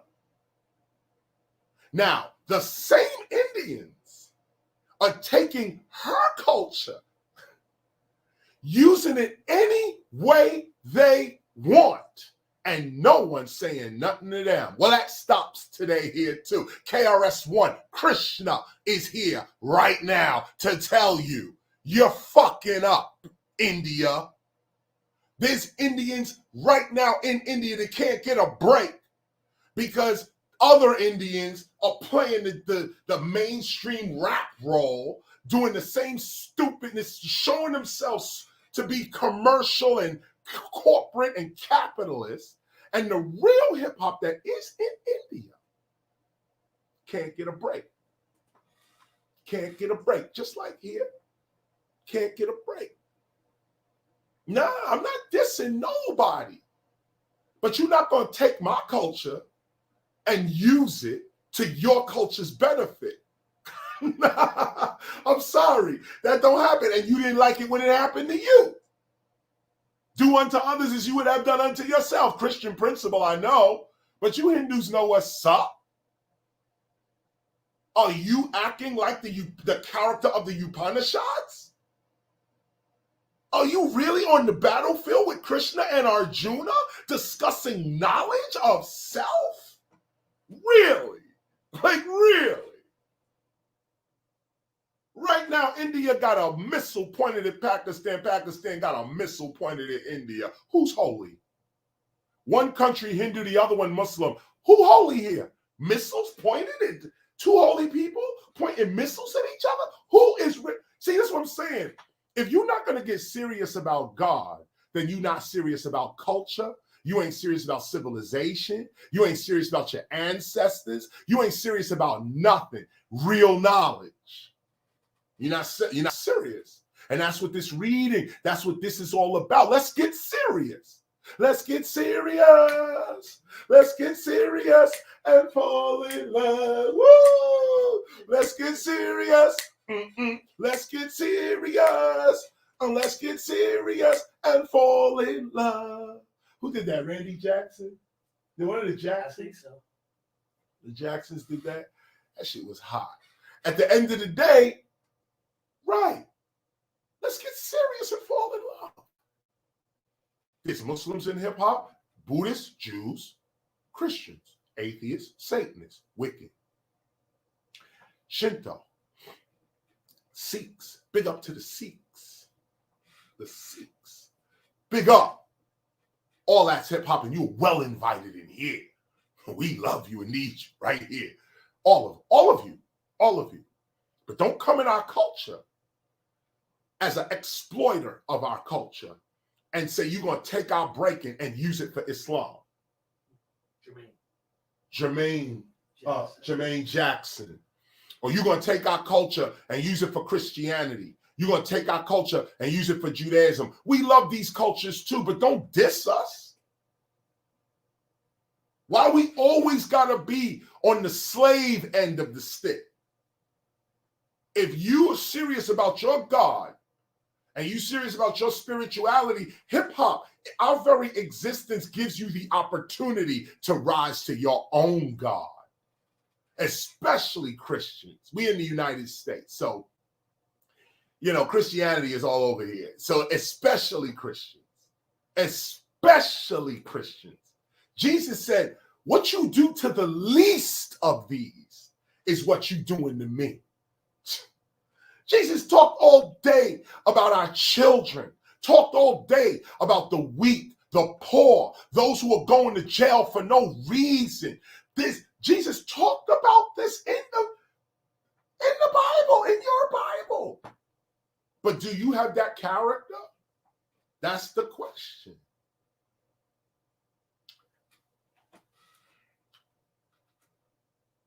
So the question is, let me say this. For there is no reason to fight against, there is no need to fight those who have contradicted their own foundations, their principles. You see what I'm saying? There's no reason to fight any of these religions. The core of these religions are good.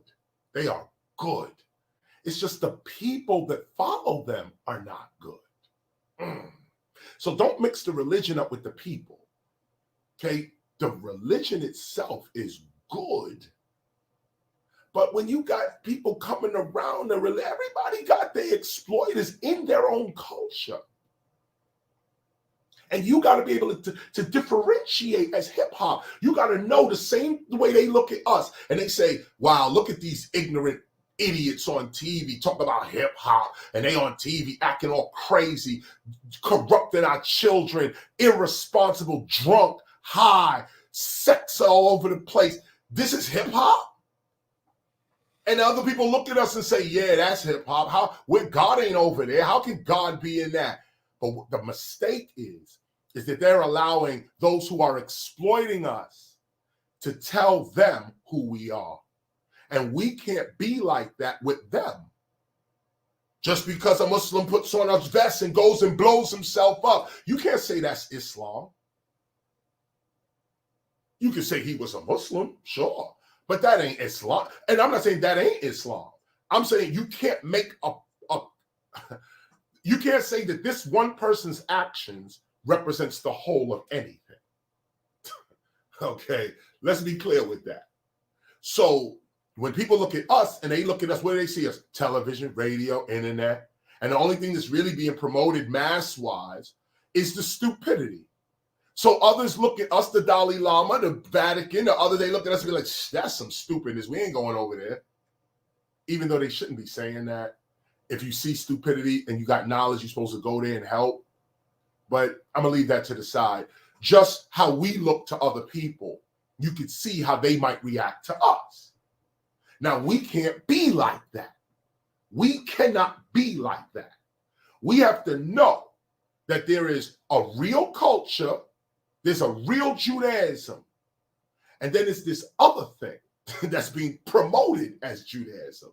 There's a real Islam, and then there's this other thing that's being promoted as Islam. There's a real Christianity, but then there's this other thing that's being promoted as Christian. There's a real Hinduism. There's a real, but then there's this other thing that's being promoted. Hip-hoppers, you got to know that as scholars. Don't get caught up judging people based on what their commercial image looks like. Seek the truth for yourself.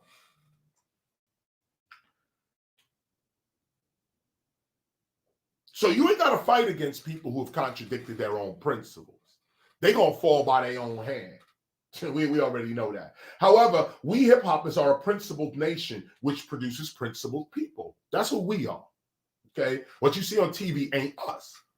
That's why we're giving this sermon. That's why we're giving this lecture right now, so that you can see the truth. You can see the truth. You're looking at the truth. Take a look at it. Let me just still myself for a minute. Take a look at truth. This is the truth right here. This particular truth is called knowledge reigning supreme over nearly everyone. He calls himself KRS-ONE. This is the truth.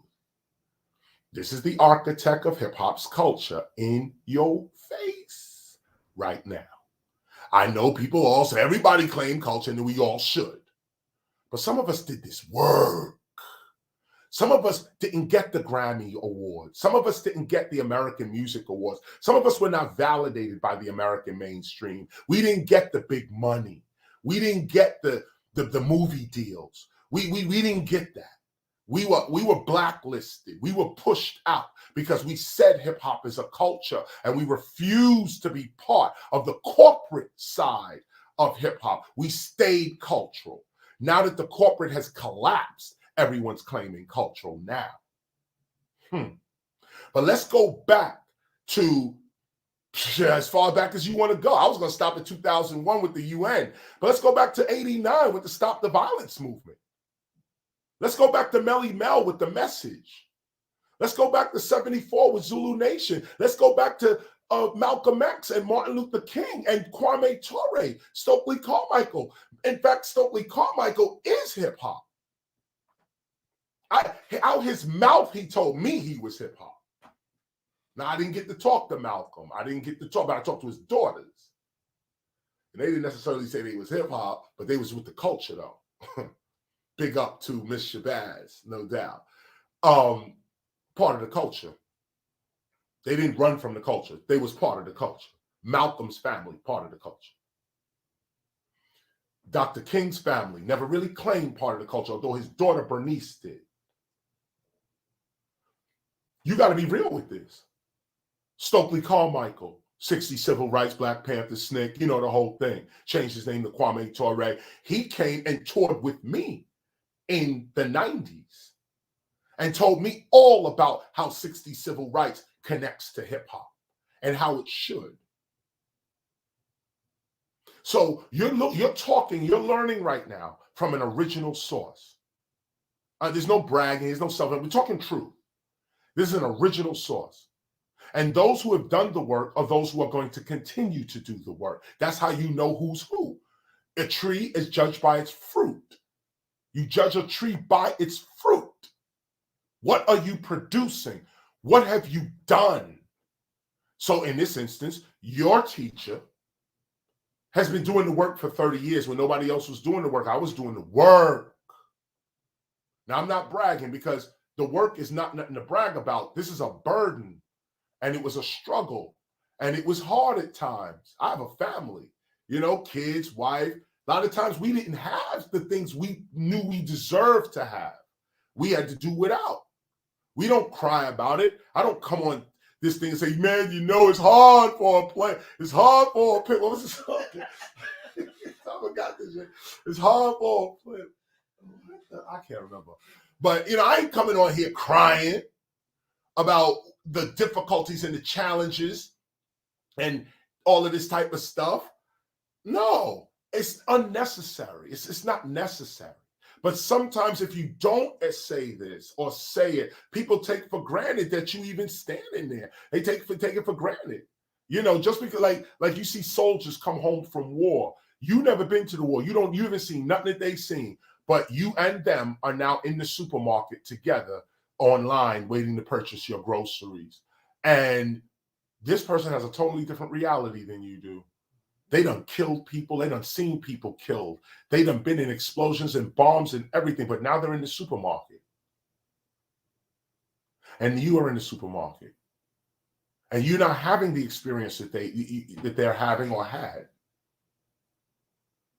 And so I say this to say that, you know, but the soldier's not complaining either. That's my point, is that the soldier's not turning to you going, is there somebody outside? Now, of course, that PT, you know, there are soldiers that can't hear the bang and all of that type of stuff. That's a serious illness coming out of war and all of that stuff. My analogy that I'm giving here is that those who suffer don't always complain about it. And in our situation, it's the same way. We suffered a great deal. We did. But we don't complain about it. We've been betrayed. You know, I've been betrayed. I've been robbed, even most recently. But, I've been robbed. I've been betrayed. I've been lied about, lied to. My name's been slandered. Absolutely. Why? Because we want to talk truth and we want to be real and we want to protect our culture and push it forward. So we get the diss. But that's the work. That's the work. If you're not willing to do the work, then step back. And there's no hard feelings. There's nothing. You just ain't anointed for the work. That's what it is. But those of us who are, don't lose confidence in yourself. Don't lose confidence in your abilities. Don't lose confidence in who you are. And that's why I'm speaking in this way. That's why I'm speaking to you in this way. I'm imparting my spirit to you through this medium that says, be confident that you are hip hop. Be confident that you are God's child. Be confident that your ancestors are depending on you. Depending on you. They're talking to you right now. Listen to them. See their guidance. Figure out what they're saying to you. This is what I'm saying to you. Have confidence in yourself. Don't let nobody down your culture and lift theirs up. So the question is, who and what are you actually creating yourself to be? Yeah, you might have a goal to achieve, or you may be a professional right now, but really, who are you becoming? Where is all of your effort actually going? It's just to an employer? It's just a school? That's where all your efforts going? Something outside of yourself, something outside of your family, something outside of your culture? Think about how much time you give to other things versus what you give to yourself.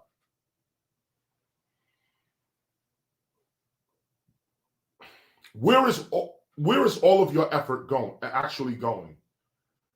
And there is no wrong answer or better answer to these questions. Every truly serious seeker of truth knows that faith makes all things possible. Oh, wait a minute. I read this already. No, I didn't. You're supposed to be. Oh, right. I was going down to 36. I wanted to read this again. Yes, let me just keep going. There is no wrong answer or better answer to these questions. Every truly serious seeker of truth knows that faith makes all things possible, and those ideas that we think on continuously and desire in our hearts secretly eventually come to pass. The deeper question here is, upon what story shall you place your faith? Even deeper, what exactly is your birthright? What heritage do you claim? What is the style of your life? And be real with this. What's your life? You know, I'm Muslim. So good, you're Muslim. Be real with that. But you're not hip hop. Let's be real with that. I'm Christian. Respect to that. But you're not hip hop. Or you're Christian on the periphery of hip hop. You're Muslim on the periphery of hip hop. You're Jewish on the periphery. You know, you're on the margins. You down, but you're not willing to give up your heritage for ours. You're not willing to adopt our way over however you may be right now. And that's respect.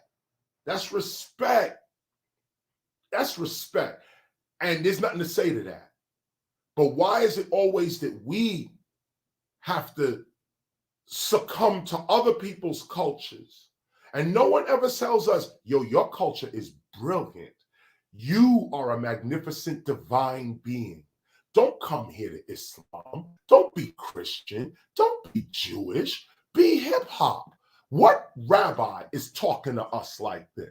What imam is talking to us like? What preacher? Priest? Who's talking to us like this? No, it's get in here or you going to hell. Get in here or you are infidel. Get in here or we don't have nothing to do with you. In fact, we're going to enslave you. In fact, we're going to take what you got because you have no God. Oh, we don't recognize your God, so we're going to take what you got. We don't recognize your God until you come up under our God. You don't have no God. Is that now? That's how we supposed to be living. Our way is the only way. Our God. Our way and our God is the only way to God. Nah, them days is over. And I'm not declaring it. I am declaring it, but more importantly, everybody I'm talking to knows this already. You already know this. I'm really literally preaching to a choir. And even those who may hear this later on, who are part of these other religions and cultures, you know what I'm talking about. Don't front. You know exactly what I'm talking about. So why sit here in front like I'm not talking about? Like, come on. You know what this is. And it's the time of decision. A new religion is rising in the world. A new culture, a new civilization is rising in the world. It's called hip hop. And you ain't got to be down with us. But if you are down with us, be down then. Get down then. Come on and get down in here and study what we studying. Talk how we talk. Live how we live. Or do we have to give up how we live to come live how you live? And those hip hoppers that find Christianity or any of the religions to be beautiful to them, leave this culture. Don't be a hypocrite there either. If you true hip hop and you claiming Jesus, then go with Jesus. Go with Jesus. That's real hip hop. You keeping it real. Keep it real. If you hip hop and you feel a need to be in the synagogue, be in the synagogue and give your all to it. Give your all. Don't be half-half. Give your all to Judaism, to Islam, to Christianity, to Hinduism, to anything. Give your all. Give your all. Don't be a hypocrite.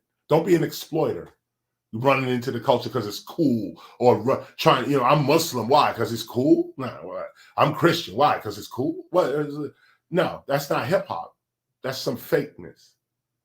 If you into hip hop and you find a religion that really hits you, and you say, well, the gospel's okay, but this Bible here is really what I'm feeling, then divorce yourself from hip hop and become a 100% Christian. But you can't serve two gods.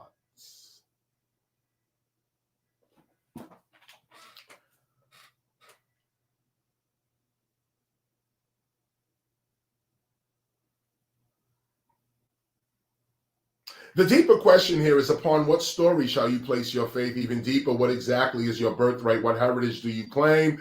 What is your style of life? The importance in answering such questions for yourself rests within the fact that we are only living the stories that we have come to accept as true. Change the story, you change your life. Change the story, you change your life. The Bible is a story. The Quran, a story. All of it. The Torah, every stories. You adopt that story and that makes your identity. Change the story, you change your life. I should have also put here, confirm the story and you confirm your life. Our work as Templars reestablishes a spiritual heritage, a cultural birthright, and a daily code of conduct and lifestyle for all who seek peace, love, unity, and safely having fun through the culture of hip hop. This is going to be a highlight. Although it may have been called many different names throughout human history, that which we call hip hop today is a very ancient experience. Let's get this.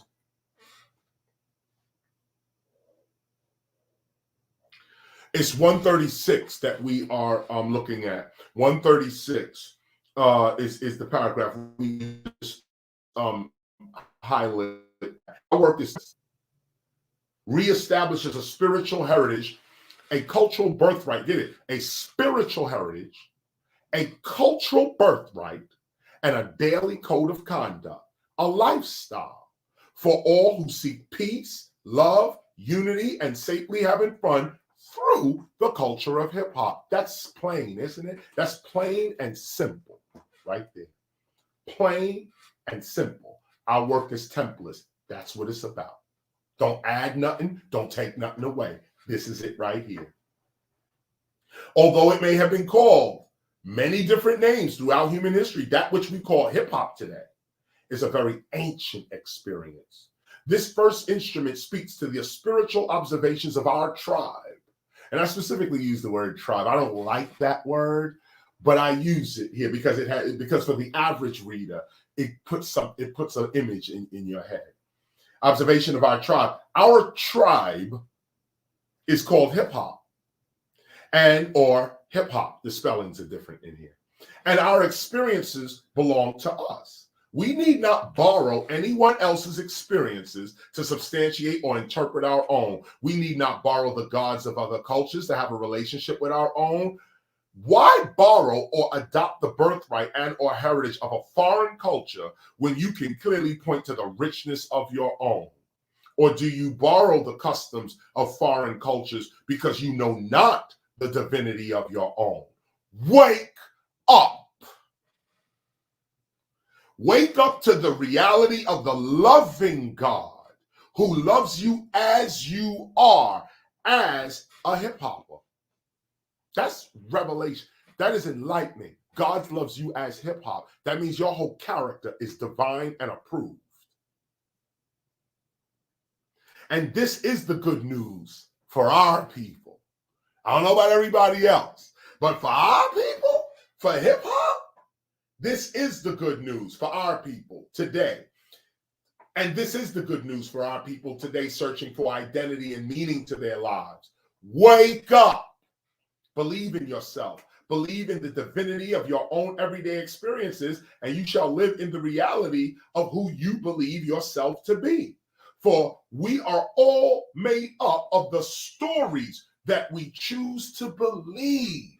So what do you believe of yourself and of hip hop's story? What do you believe of your story, and what do you believe of hip hop's story? If you are not prepared to live this culture, hip hop, to its fullest, then please close this instrument and hand it to someone who is. However, the real question is, where do you place your faith? And is it really working out for you? Ask yourself seriously. Are you at peace? Are you in love? Are you whole? Are you empowered by your faith? Is God really real in your life?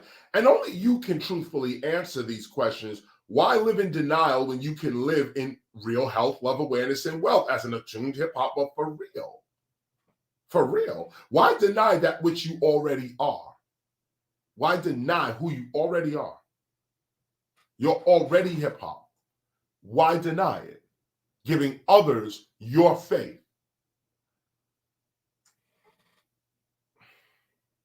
Here, we approach hip hop as the subject that we put our faith into because we know this subject to be true. In our time, see, look at that. Here, we approach hip hop as the subject that we put our faith into because we know this subject to be true. In our time, and possibly in yours, we have learned that the history that we are taught as the facts and as the truth about ourselves cannot be trusted. In my time, all American history is inaccurate and incomplete,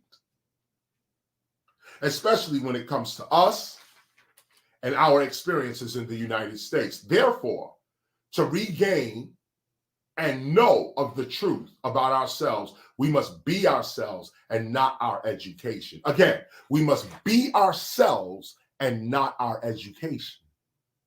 Most people are being their education and not themselves. You have to be yourself and not your education. Even if this means starting our history over again from today, or rather continuing our history from what we know to be true, we must at some point begin the recreation of ourselves and our civilization through the accurate documentation of our past, present, and future activities in the world. We must tell our own story to our own children. We must seriously begin to believe in ourselves and the historical documentation that we are inspired to create for ourselves. We must stop saying that we have lost our history, culture, and heritage and begin proclaiming the rebirth of our divinity and the establishment of a new history, culture, and heritage. We didn't lose anything. We're just not establishing anything new. Let us not see our ignorance or loss of let us not see our ignorance or loss of accurate historical data, resources, land, etc., as a handicap, but rather as an opportunity to be truly born again. In fact, whoever we were as a people led to our enslavement and present state of oppression. Did you hear me? However, we can recreate ourselves today. This is what hip hop is all about. Yes, we can believe in what is true for us. I mean, listen, just wait a minute. I gotta stop for a minute. Hold up. Because this is such a stupid line. It's so silly and stupid. It's so simple. It's like, yes, we can believe, yes, we can believe in what is true for us. Like, imagine things are happening to you and you say, they're not true. And they're not true because some other authority outside yourself didn't say it was true. So you waiting for the Vatican, waiting for the Dalai Lama, waiting for somebody to come and tell you. That's the problem right there. That's the problem right there. No inner. Everything is outer. Your story about yourself came from outside. Your confidence goes outside. Everything's outside. What about inside? What about that inside?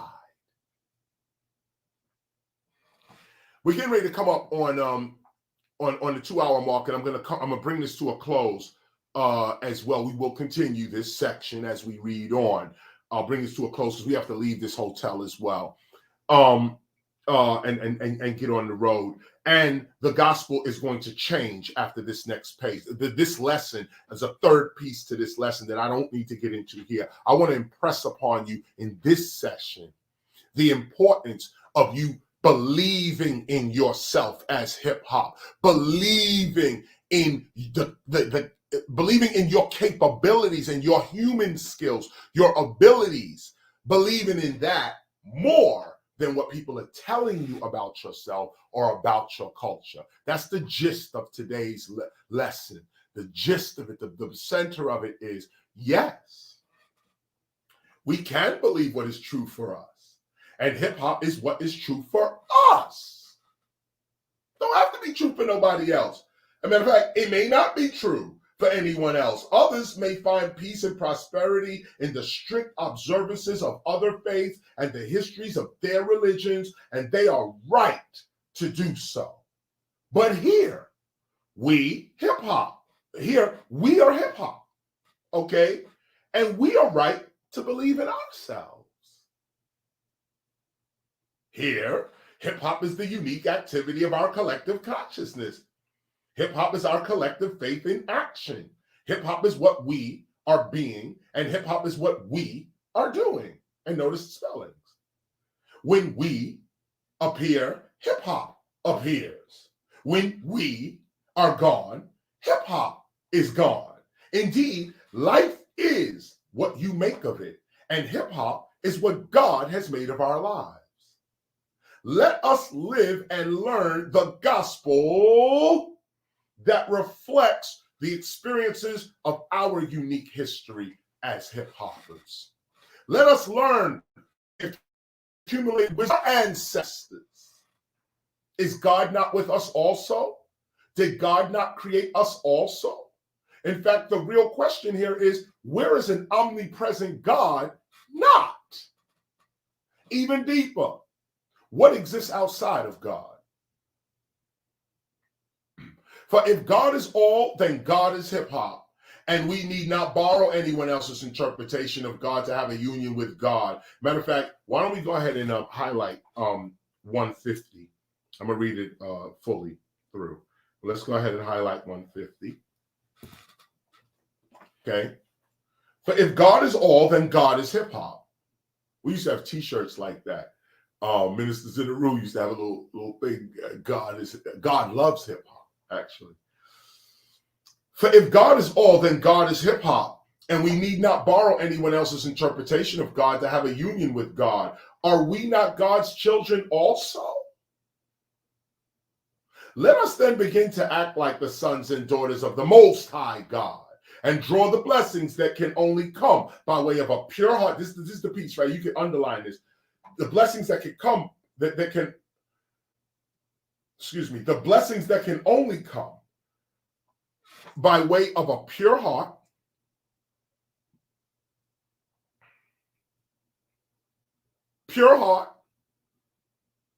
a clear mind,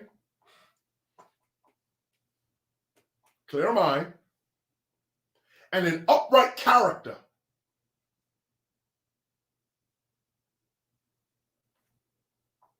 Pure heart, clear mind, upright character. This is it. That's the basis of civilization and culture. Clear mind, pure heart. Okay? And so, is this not the whole point to even the most ancient of spiritual practices? Pure heart, clear mind, upright character. Is this not the whole point to even the most ancient of spiritual practices? You could be a very talented graffiti writer, MC, DJ, etc. But if your personal living habits and views on life are not in alignment with the truth of your being, you cannot expect to achieve any real fulfillment doing whatever you do in life, even if you do it well. One thing that we have learned for sure is that it is the hip-hop lifestyle itself, not one's talent, that empowers one to live a peaceful and prosperous life, approaching hip-hop's artistic elements with success. So let us begin the study of ourselves seriously. Let us stop aligning our faith with those who don't respect us. We are hip-hop, and all peaceful people are welcomed within our city. For we have seen now that those who are destined and chosen for spiritual awareness only need to prepare for the inevitable transformation, for their inevitable transformations. For us, the spiritually minded, spiritual growth is not just about adding to yourself. It is more about preparing for the inevitable appearance of our own intentions, the inevitable appearance of our own intentions. Once you have made up your own mind to live a spiritual, mystical life, it is inevitable that such a reality will eventually reveal itself to you. The idea then is to simply prepare for the inevitable coming of your higher self. Such an awareness is not to be attained. It is to be prepared for. Did you get that? That's a different kind of enlightenment. This is not the attainment of enlightenment. This is the preparation for enlightenment. You are already your higher self.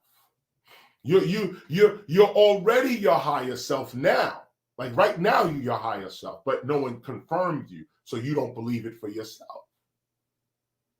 You already a higher being right now. You are enlightened right now. Matter of fact, this is what the Temple of Hip Hop is about. If you're on this call right now, you're an enlightened being. You're taking yourself for granted. You say, oh, it's just KRS on the phone. I'm talking. I'm hearing something. I'm just going da. Not really looking at who you are, like what it is that you are drawn to, what it is that makes sense to you. You know, this whole conversation don't make sense to a lot of people. Like, what the hell is he talking about? You know, like, I'm not listening to him. Who is he? You know, and all of this type of stuff. And then, of course, they say, I ain't know how hip hop get to be spiritual. How hip hop? They're not there. They're not there. But you are. And if you are here in this room talking about a temple of hip hop, talking about hip hop from a divine point of view, you are divine.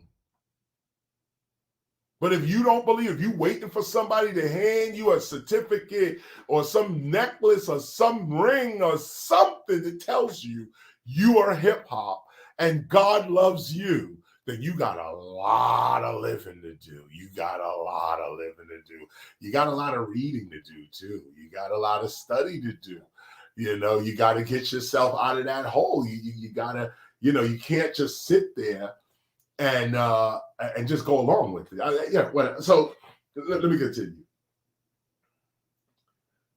I'm starting again from 155. No. I'm gonna start the end of it. You are already your higher self. That's the point. You are already your higher self. Believe in it. Prepare for it. Feed it. The question is, are you prepared for the inevitable? The question is, are you prepared for the inevitable actualization of your higher self? Are you prepared for it? It is like giving birth to a child. Under normal circumstances, once mom realizes that she is pregnant, it is inevitable that the child will be born. However, the question here is, how healthy shall this child be? Yes, it is inevitable that a child is on its way. But such a child can still be born prematurely or even late. Such a child may be born with certain health issues because of the conduct of the mother and or father. Such a child can still be abused, neglected, aborted, and even born dead. The same examples can apply to the birth of your higher self.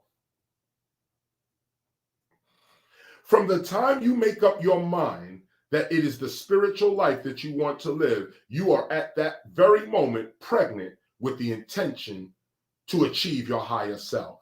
At this moment, it is of extreme importance that you begin to eat right, think right, and live right, or you can hinder the development of your own higher self, and more importantly, its delivery.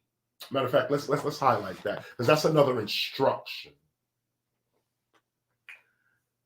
We're highlighting paragraph 158, the whole paragraph of 158. I'll hit it again. From the time you make up your mind that it is the spiritual life that you want to live, you are at that very moment pregnant with the intention to achieve your higher self. You're pregnant with the intention. At this very moment, it is of extreme importance that you begin to eat right. And not just for health, but eating affects mood. We went over this. Begin to eat right, think right, and live right. Okay? Eat, think, live right. Or you can hinder the development of your own higher self. And more importantly, its delivery. Therefore, enter your inner city and nurture the development of your higher self. We are hip hop, and we need nothing else to survive and grow. We are content with the burden God has given to us. Bishop Clarence E. McClendon explains in an advertisement for his sermon entitled The X Blessing that, quote, while the world has labeled this generation as Generation X, and has written them off as rebellious, uncommitted, and lazy, God says that he has chosen to mightily use this generation for his supernatural purpose and plans, end quote. Bishop Clarence A. McClendon proclaimed in 1999 that, quote, believers not need adjust their thinking and to understand that, wait a minute, let me read this one more time. Bishop McClendon proclaimed in 1999 that believers need to adjust their thinking and to understand that there is an unusual blessing and endowment upon this generation. Unusual blessing and endowment upon this generation. Bishop McClendon reveals through scripture, through the Bible, how God has, quote, God has once again today chosen the ones that nobody expected to deliver. Wait a minute. I got to get this one right. Bishop McClendon reveals through scripture how God has once again today chosen the ones that nobody expected to deliver a generation and impact the world. God is raising up a generation that he has called and anointed with a special grace to spark revival throughout our nation. So, end quote. So let us rise now. Let us rise now. Let us mature into those wholly integrated people having omnipresent power. Let us not squander our gifts or smother the development of our higher selves this time. Let us actually begin to reveal and unwrap the higher self. And look at the spelling of it. We have a great work to do. Let's get to it. And there it is. The inner city. We're going to go into the seasons next time we talk, because that's what we're actually going into. As you can see, the seasons are changing. But there's another spiritual season that we have to discuss as well as we begin to prepare ourselves for the coming of our higher self. Notice how the inner city is discussing your higher self, discussing the inner city, the inner you. And then we go on to express the inner city as hip-hop's vision for a hip-hop city itself and how we are to govern ourselves within that city. That's what this lesson is all about. Character, clear heart, clear mind. It's about drawing the favor of God. It's about not giving your faith and confidence over to foreign entities, not dissing. It's not about, oh, we ain't giving our faith to, that's not what it is. It's the fact that when you give your faith to something else, you're not giving it to something else. And in this case, you need your faith on yourself. You need to believe in yourself as hip hop. And the more we believe in ourselves as hip hop, we're going to create a heritage, a tradition, culture, nation that our children and their children's children will be able to live on forever and ever and ever. I already put the prophecy forward. We will be here forever and ever and ever and ever. We will be here forever. Get what I'm saying? Forever. People don't get what I'm saying. They don't get it. That's why I had to say it. Get what I'm saying? Forever. Do you know what forever means? It means forever. Okay? That's it. Now that we exist, we will never not exist. So what do we look like in 3100? What do we look like in 4100? What do we look like in 2070?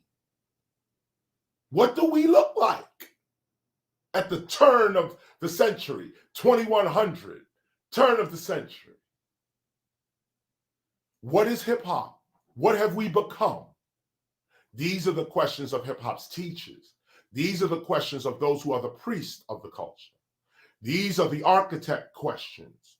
When you're building a culture, these are the questions you have to ask. Not how many records you sold or how many streams you got or how many likes you got. That's not cultural questions. The real cultural questions are the people who are liking you, how many of them are really hip hop? How many of them are really willing to sacrifice for this? How many are willing to not take the accolades of the mainstream world or other religions or other philosophers, so on and so forth? How many are willing to respect that but stand on their own ground? How many are willing to build on that? That's what we're here for. That's what the Temple of Hip Hop is all about. I am KRS-ONE, and I want to thank you again for being here because, again, only divine beings are here. And I'm not gassing you or myself. But the truth is, only divine beings are here. We're discussing divinity, so only divine beings can be here. If I was discussing cooking, I would say only cooks are here, only chefs are here. If I was discussing agriculture, I'd say only agriculturalists are studying this and interested in this. We're studying God. Therefore, what are you? We're studying divinity. So what are you? We're studying hip hop. So what are you? That's me. I'll see you next week at 12 o'clock. I'm gonna trade places with Sun One for our out, and I'll see you guys next week. Thanks for listening again. KRS-ONE. Yes, indeed. Yes, indeed. Peace to the gods.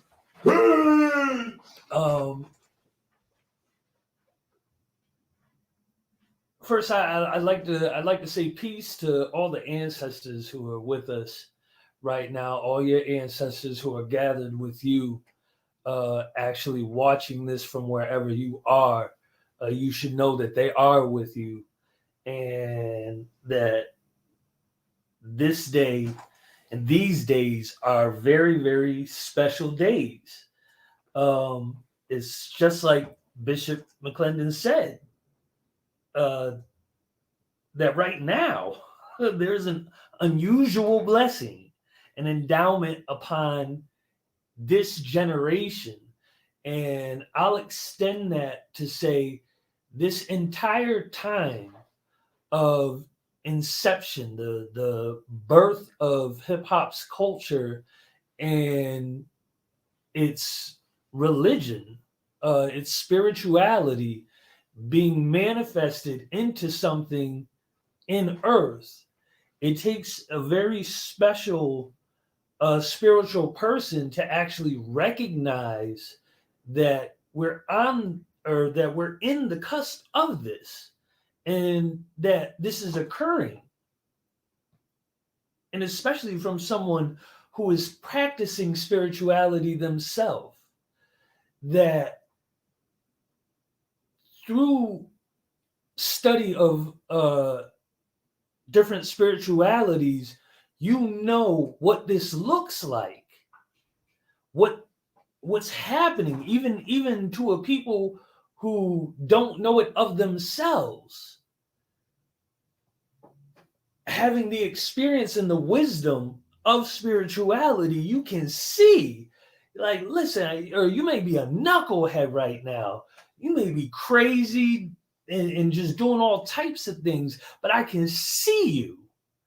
And I know that with the right circumstances, which only God can do and bring, that should this happen, you are going to do amazing things. Or that points to what the Honorable Minister Louis Farrakhan was saying, which was if you would just fix your words in the right direction, you'll take over all of this. And you can consider that as that is what it is. He was talking about everyone's potential in this, but very likely knowing that no, it is you who's going to do this. Now, this is where it's questionable as to whether we should even share this with people, because then they have an eye of where it's actually coming from and where it's going to come from. But you have to know this is going to outlast everything. As far as once people get tired of the ignorance of the exploitation of our arts, essentially all that becomes our heritage and comes just to us. And when the commercialized music system moves on to something else, which it is going to do, and hearing people rap about sliding on poles and making it rain on strippers and taking pills and all this stuff, when that goes away and it flips to something else as a musical art, we retain our arts. It's our heritage. It's ours. And to know that for Bishop McClendon to say that there's an unusual blessing and endowment upon this generation, and not knowing that this gospel was literally right around the corner should give you some insight to what we're actually dealing with. You have to realize what your potential is. You have to be able to see, or using the techniques of the gospel, you should be able to project yourself to your 70-year-old self, look back on your 30-year-old self, 20-year-old self, and understand that there was something all right. I was reading where it was talking about now that your 16-year-old self is aware of this gospel. Now I'm like, wait a minute, when I was 16 years old, I didn't have this gospel. But no, through our exercises and what we know to be true because of our gospel, my 16-year-old self is aware of this gospel, and it's doing certain things to get right into this seat, right on this screen, holding this gospel in this air like this at this very moment. And you have to know what it really is. And it's affecting my 70-year-old self is sitting there like, yeah, watching this, his self, myself, and helping with the right things to say to energize you guys to really realize what's on you. I want to give big respect to the guy who said, he said, nah, I'm good. I think I'm going to just stick with the music. Good for you. Good for you for being true to what you know who you are. Now, it's important that hip hoppers, those in the temple of hip hop, get clear and true with what and who they really are. You know, if you've been with us and if you've been studying, if you've read the gospel and studied the history of our teacher, you know what's going on. You know the evidence. You know about 1600 Sedgwick Avenue, 1520. You know the pictures. It's great. My memory is getting hard right now as far as whether or not, but I believe it's in the Origins of Hip Hop, where Herc sees the pictures of Teacher. Oh yes. In the park. It's in the temple. It's in the temple's bio. In the temple's bio. Video bio. Okay, word. And then you hear somebody say, yo, that was God. And it's like, right. Grandmaster Kaz said. Right, Grandmaster Kaz. Let's be historically accurate right now. Say, yo, that was God. You know it is. So you know this is. We have such a beautiful chance and or opportunity to not have to put faith in and respect to them, but we don't have to put faith into prophets that we don't know whether or not they existed, never heard them, never saw them, no real pictures. We're in an age right now, well, no, this makes it real for the future for real. There's video, there's pictures, there's lectures, there's concerts, there's going to be hardcore temple sermons going on in the actual temple of hip hop that they will know for sure that God was real at this time, if any.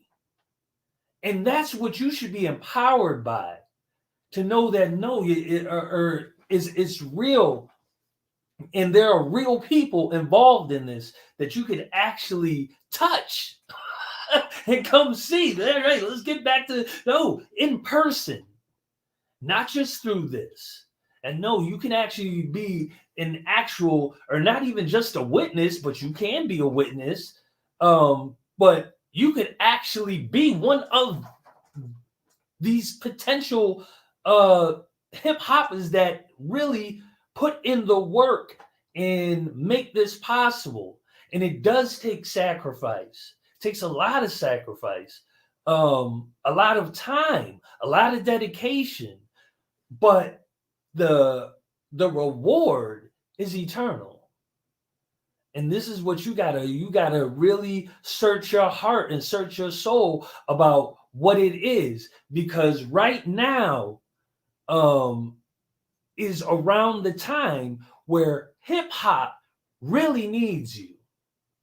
And I'm not sure how long that door or window is really going to be open, but it's open now. And so it is important to get down and fully know loyalty to hip hop. Leave or concentrate, focus on hip hop. Hip hop needs you. The temple of hip hop needs your assistance right now. I know what the temple of hip hop is for the future. I know what this is. I know who I am. I try not to throw it in your face, but my G's, I am Minister Son One, and I'm with the founder, the God, the teacher, KRS-ONE in the present, and in the future, and forever. So this is what I know. This is what drives me. This is why you can't really tell me nothing about what this is, because I know. And if you give me enough time, I'll show you straight up and down. Hip hop is the salvation of the entire world, and it's all of its good people. For those who really want to have a real interaction and communion with God, hip hop is here for you. And if, again, we're gonna do our best to make sure that the users, because again, once they see the potential in what this really is, trust me, people will memorize this quick and just try to get in because they know the value of this. It's important that you know the value of this and what it really is, because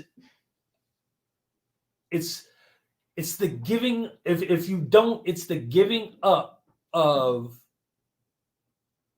one of the most wonderful heritages that you could have ever encountered in your life.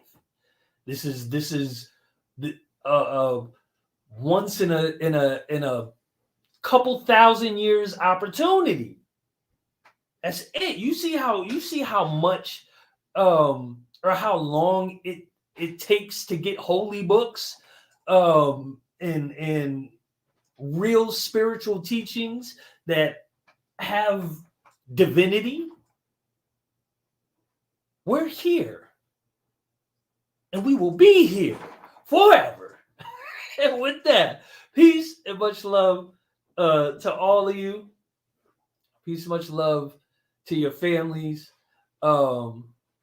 Again, dedicate yourself.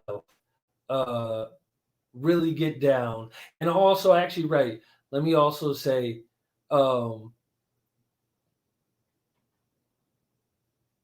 do it with balance.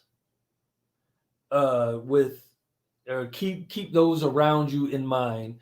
Do it with balance, but still make sure you do it to the highest of your ability. And again, or really with balance, I'm talking about with your family, but try to get your family involved. Teacher spoke about can you cure your spouse? Can you start in your house and move to your block? And we're really technically global already. So it does go beyond that, but start trying to work within your environment. And do your best, but again, pay attention so that you don't lose something that you don't want to lose necessarily, but also do make sure that right, I'm trying to get to the point of not giving yourself to other things, though, other organizations, other quote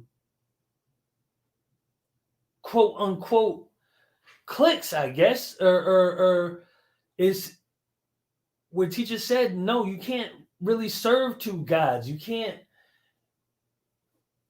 or you helping out with Bible study and we got our gospel study. Come on, what are you doing? Or whatever it may be. That time that you're doing the bowling league. My G, hip hop. Do you wake up thinking about hip hop? Do you really love hip hop? And hip hop as in its culture and its spiritual and all of that part of the foundation of hip hop. Do you really care? Do you wake up thinking about it? Because if you don't, then I'm going to let you know right now, you're playing yourself. This is for those who really sincerely are waking up like, yo, there's something, even if you can't figure it out, at least it's within your soul, it's within your heart that you're like, yo, I know there's something I can do for this. And I gotta just try to think. That is a part of the work, the thinking, and then taking it out of the realm of thought and putting it into manifestation once you figured something out. That's what I wanted to be clear with. These are the dedicated people that we need. If something else is really taking up too much of your time and you can't fully dedicate yourself to this, be real with that. And really then choose, make a choice. Do that or do this. Peace and much love to you all. I hope you all have a wonderful week. Of course, again, we will see you guys next Sunday. Peace and much love within your life.